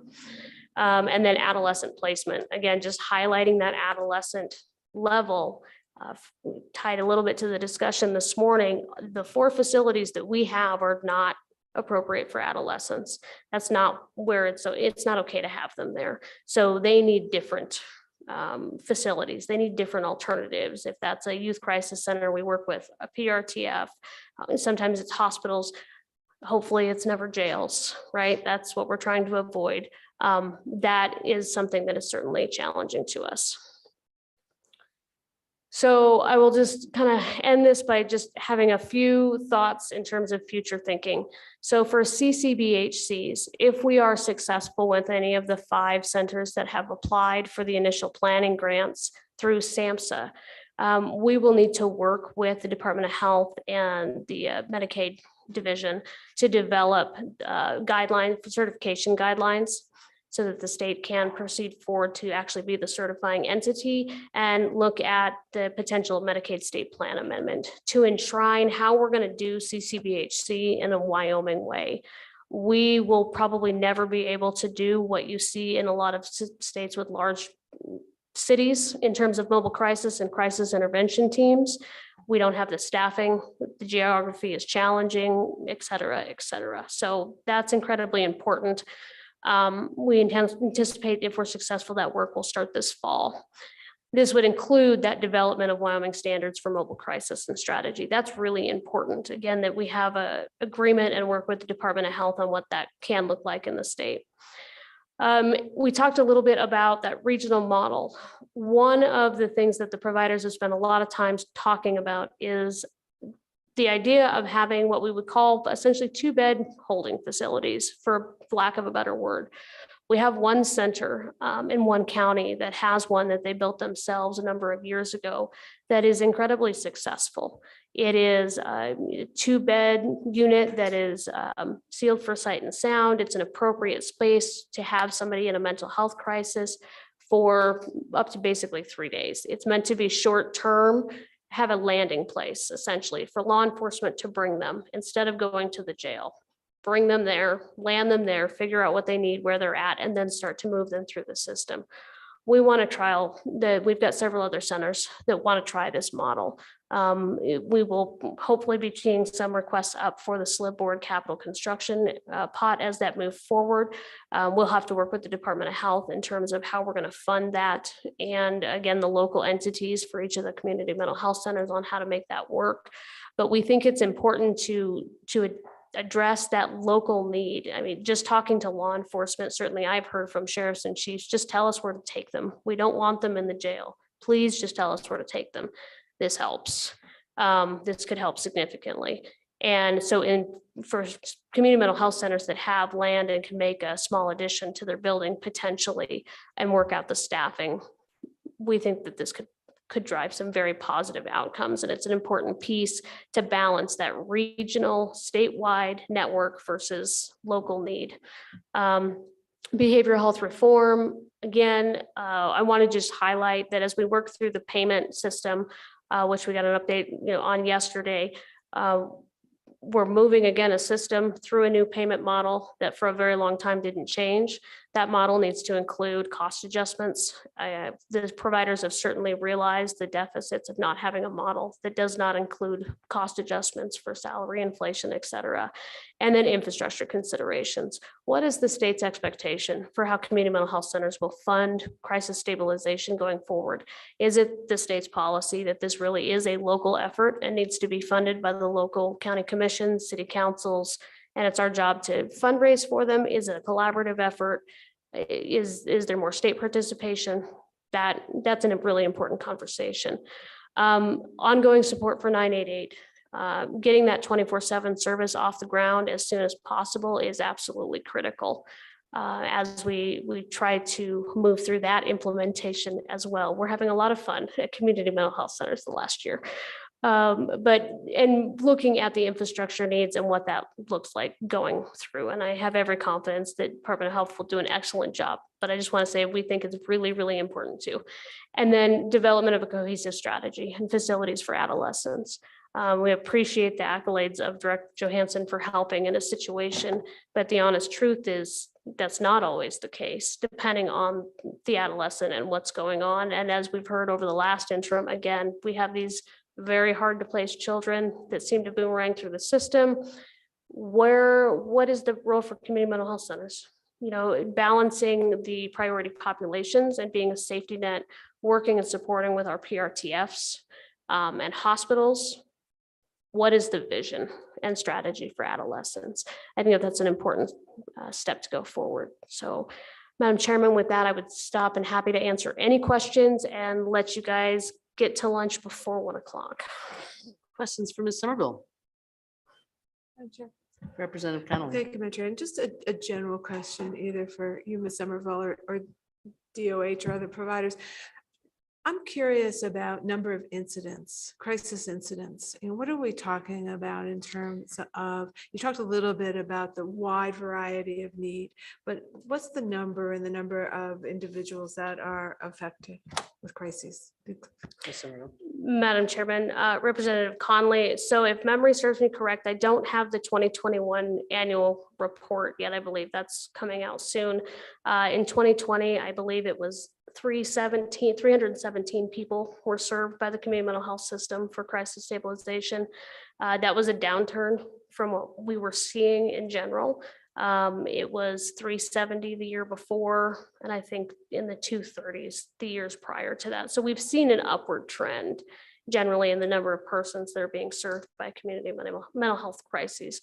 What I can't tell you is data from our partners, how many people landed in an emergency room, or were picked up by law enforcement. I know a lot of law enforcement agencies now are starting to track how many mental health calls for service they're getting in recognition. That's become an incredibly important piece of their job and their response. So I think it would be important to collate all of that piece to get a better statewide picture. More questions? Representative Flitner. Madam Chairman, thank you. Andy, just one quick question. Do you ever see the development of a statewide first responder plan that would be that you would reach out to each of your cities and your counties to implement so that everybody's kind of on the same page? Madam Chairman, Representative Flitner, that is the ideal. And certainly that's the standard we're reaching to. Whether we start with a more cohesive network of MOUs and conversations with, our partner agencies, the sheriffs, the chiefs, the county commission, agencies like the WCCA, to start those conversations to try to build that. That's probably a longer term project as opposed to implementing it from the top down. I mean, we could potentially develop that policy, but we think it's incredibly important to have the local buy-in and the local understanding of what that need is to move that forward. So I'd say, yes, it's a long-term goal for us to do. Senator Hutchings. Thank you, Madam Chair. Andy, do you have in your reports from the previous years the age groups that are being affected within, let's say, the last 5 years? Or Madam Chairwoman, my apologies, Madam Chairman, Senator Hutchings, I do have that data and I don't have it here in front of me, but I'd be happy to get it to you. Sounds good. Thank you. Okay, any more questions for Ms. Somerville? Thank you. Thank you, Madam Chairman. More to come in the future. No doubt. I'm sure. Okay. We don't actually have a public comment item on here, but we're going to kind of wrap up for lunch, and then we've got more along the lines of aging after lunch. Is there any public comment specific to the crisis type care?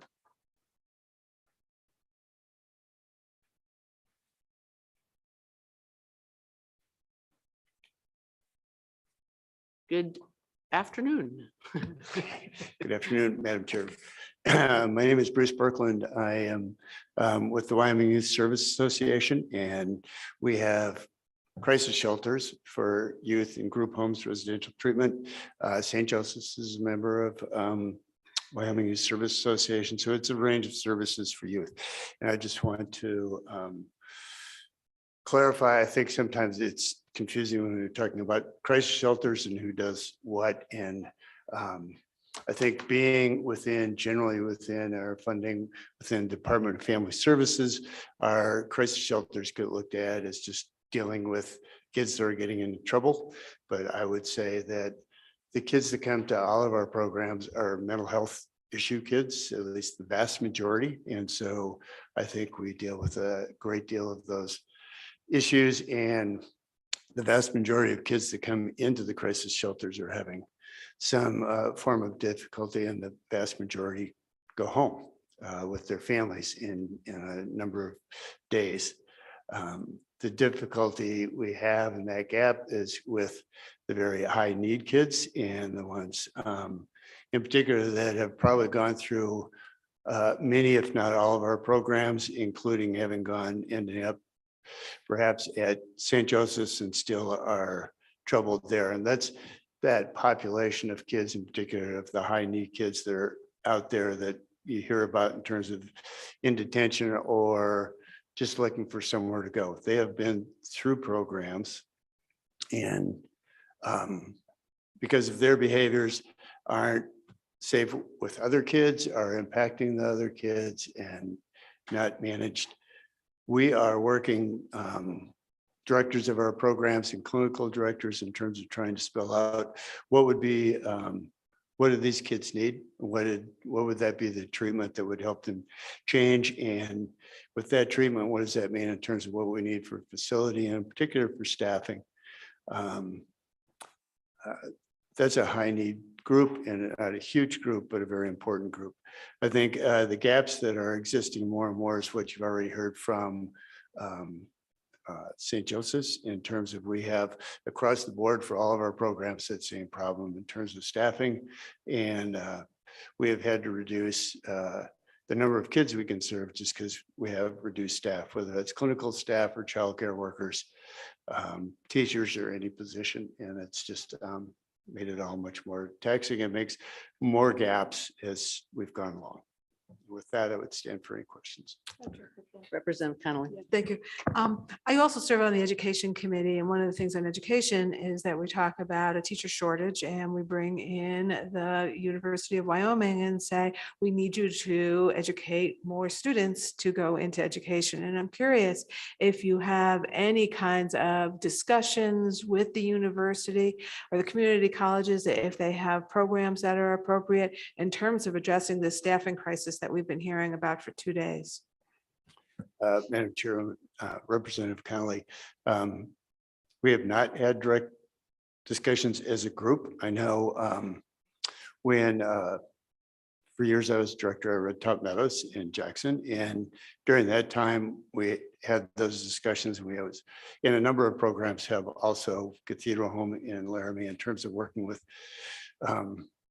trying to get students and interns and build that way, but have not talked about developing programs. Which would be a good idea. Appreciate it. Madam Chair, just to follow up, and I'm going to really encourage you to do that. I believe there's a new dean of the College of Health, and I'd be happy to get a meeting set up for you. Madam Chairperson, that would be great. Thank you, Representative. More questions? I do seem to see other people creeping forward. Ms. Semino, Ms. Somerville, the lure of the front row, they can't pass it up. Madam Chairman, Ms. members. Semino. Madam Chairman, members of the committee, Lindsay Semino with the Wyoming Counseling Association. I was not going to testify on this topic until the good representative did bring up education and the workforce shortage. I do know that within the counseling program at the University of Wyoming, there has been discussion on how to increase their reach and how to increase their enrollment numbers with the hopes of meeting this shortage so that we can get, as you pointed out, our people trained and then moved into our state. And that both is not just education, but also placement within our community mental health centers so that they have some level of job security and buy-in as far as employment when it comes to the state. Ms. Somerville. Madam Chairwoman, thank you for letting me just pop back up. To add to the workforce conversation, we are absolutely leaving no stone unturned. So in addition to the counseling program, we've had quite a bit of contact with the social work program as they revamp their program into a hybrid model. And again, how can we support clinical placement across the state to keep these folks here? We were also involved in some conversations with the psychology department in terms of clinical residencies after they've completed their PhD. So we are looking and working with as many people as we can get to the table. Committee, in our August meeting, we have tentatively scheduled to hear from various providers on 3 different interstate licensure compacts in the mental health field. So we'll hear with that again too. Madam Chair, I'd say get the university in here too. Glad to. It'll be a good chance to meet the new dean. Yep. Okay. Oh, Representative Worf. Thank you, Madam Chair. I had a couple questions. First of all, where or how do you guys recruit people to come in to help provide the services? And then the second question is, and I apologize, I didn't get the name of your company, but I know there's other providers out there, and I just wanted to know, you know, I hear a lot from WAMSAC. How are you guys trying to integrate all the other providers that are out there to where they're also included in this process? Thank you. Madam Chairwoman, Representative Worf, I think there's a couple of good questions there in terms of recruiting providers. I would say that we have both kind of a statewide strategy that we're working on, again, conversations with the University of Wyoming. How do we increase the number of graduates? How can we place them for you, out in the community, and creating those pathways and opportunities, providing education to students that are interested in terms of what community mental health is for us specifically, what they can bring to their communities by coming to work in that field. In terms of working with our other providers, I would say that it is in Wyoming, one of the good things about Wyoming is it is a very close network. We frequently, all of these facilities, community mental health centers, the PRTFs, WBI's acute hospital side, as well as the local community hospitals, that communication just continues to get better and better and better, because the realities are we have to collaborate on that care. We are all strapped and stressed for resources in terms of trying to serve these people and take care of these people. So we feel pretty good that that's continuing to move in a positive direction. Ms. Semino, do you want to add to that from sort of the, I don't want to call you private, maybe independent practices? Might that be the phrase? Madam Chairman, I would say representative of one of the professions within the community mental health centers. I do not have anything to add to that, but thank you for giving me the chance. Okay. Representative Ottman. Sorry, I wasn't going to, but I thought this is a prime time. Okay, just to touch on it. What is the procedure? Is there a procedure? Could there be a procedure for the counseling services in the schools to know how to, and the importance of documentation of behavioral problems, and also to identify and or training, possibly required training to identify at-risk people in this realm, rather than waiting until there is law enforcement or whatever, because I don't believe that all of the knowledge is there for employees to know how to document, how to get those services, what services are available, or that it could be a requirement of their responsibilities in a school setting. Thank you. I'm not sure who feels. Ms. Semino, okay. Madam Chairman, Representative Ottman.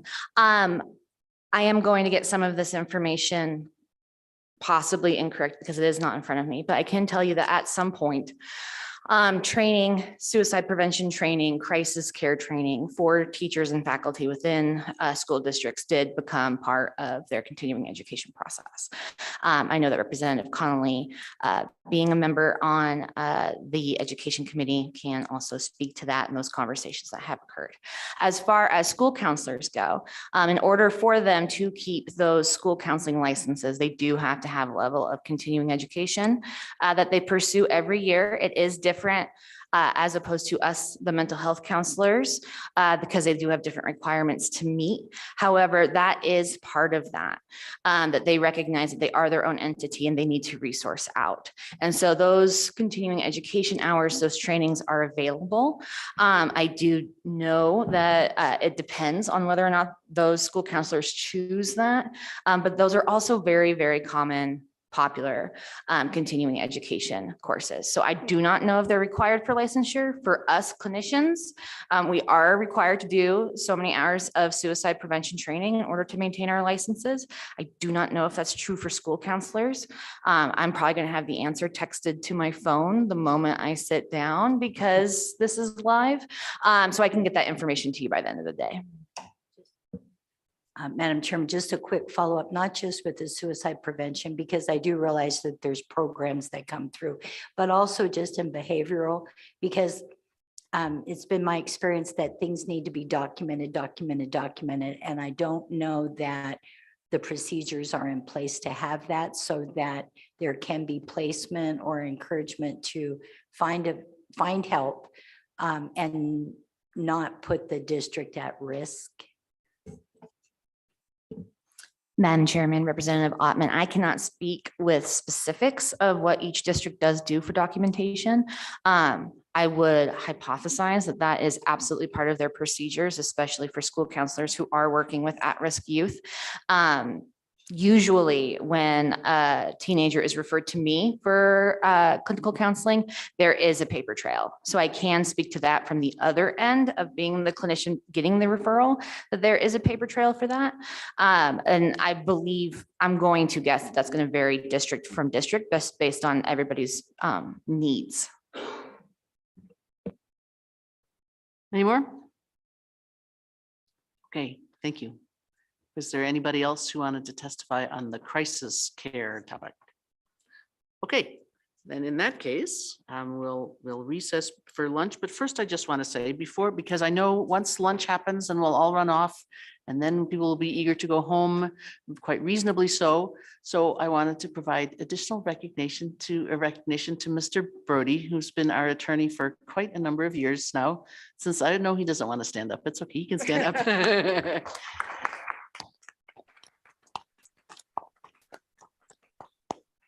He came on board as one of the labor staff attorneys, I think the year before I became chairman, but he has been just a key part of what we do here. And I would say that for all of the attention that we get as legislators for bringing up bills, committee bills, running them through the floor, probably Mr. Brody has been doing the paper pushing behind nearly all of them, I would hypothesize. And I regret to say we're losing him to the city of Cheyenne, their gain and our loss. And thanks very much. Okay, so the cafeteria next door, Senator Hutchings, yes. Thank you, I Madam was Chair. going to announce that. Thank you, Madam Chair. I would like to just say to Mr. Brody a special thanks for all the help he gave me during the PBM legislation last session. Me and Representative Flitner, he was just stellar and put up with so much and never complained. Just really, really appreciate him. And one more thing I noticed today, and I didn't notice it yesterday, but I would like to welcome Senator Wasserberger to the committee. I don't know if anybody said that, but I just happened to notice him today, and I'm glad he's on board. Thank you. Okay, the cafeteria is not open today. So that means you'll have to either go out in your car and eat goldfish crackers, or you could zoom around. So I think therefore, 2 o'clock. We'll come back at 2 o'clock and take up our 2 senior care related topics, the home and community-based services Medicaid waiver discussion and discussion on the Medicaid rate rebasing, back here at 2 o'clock.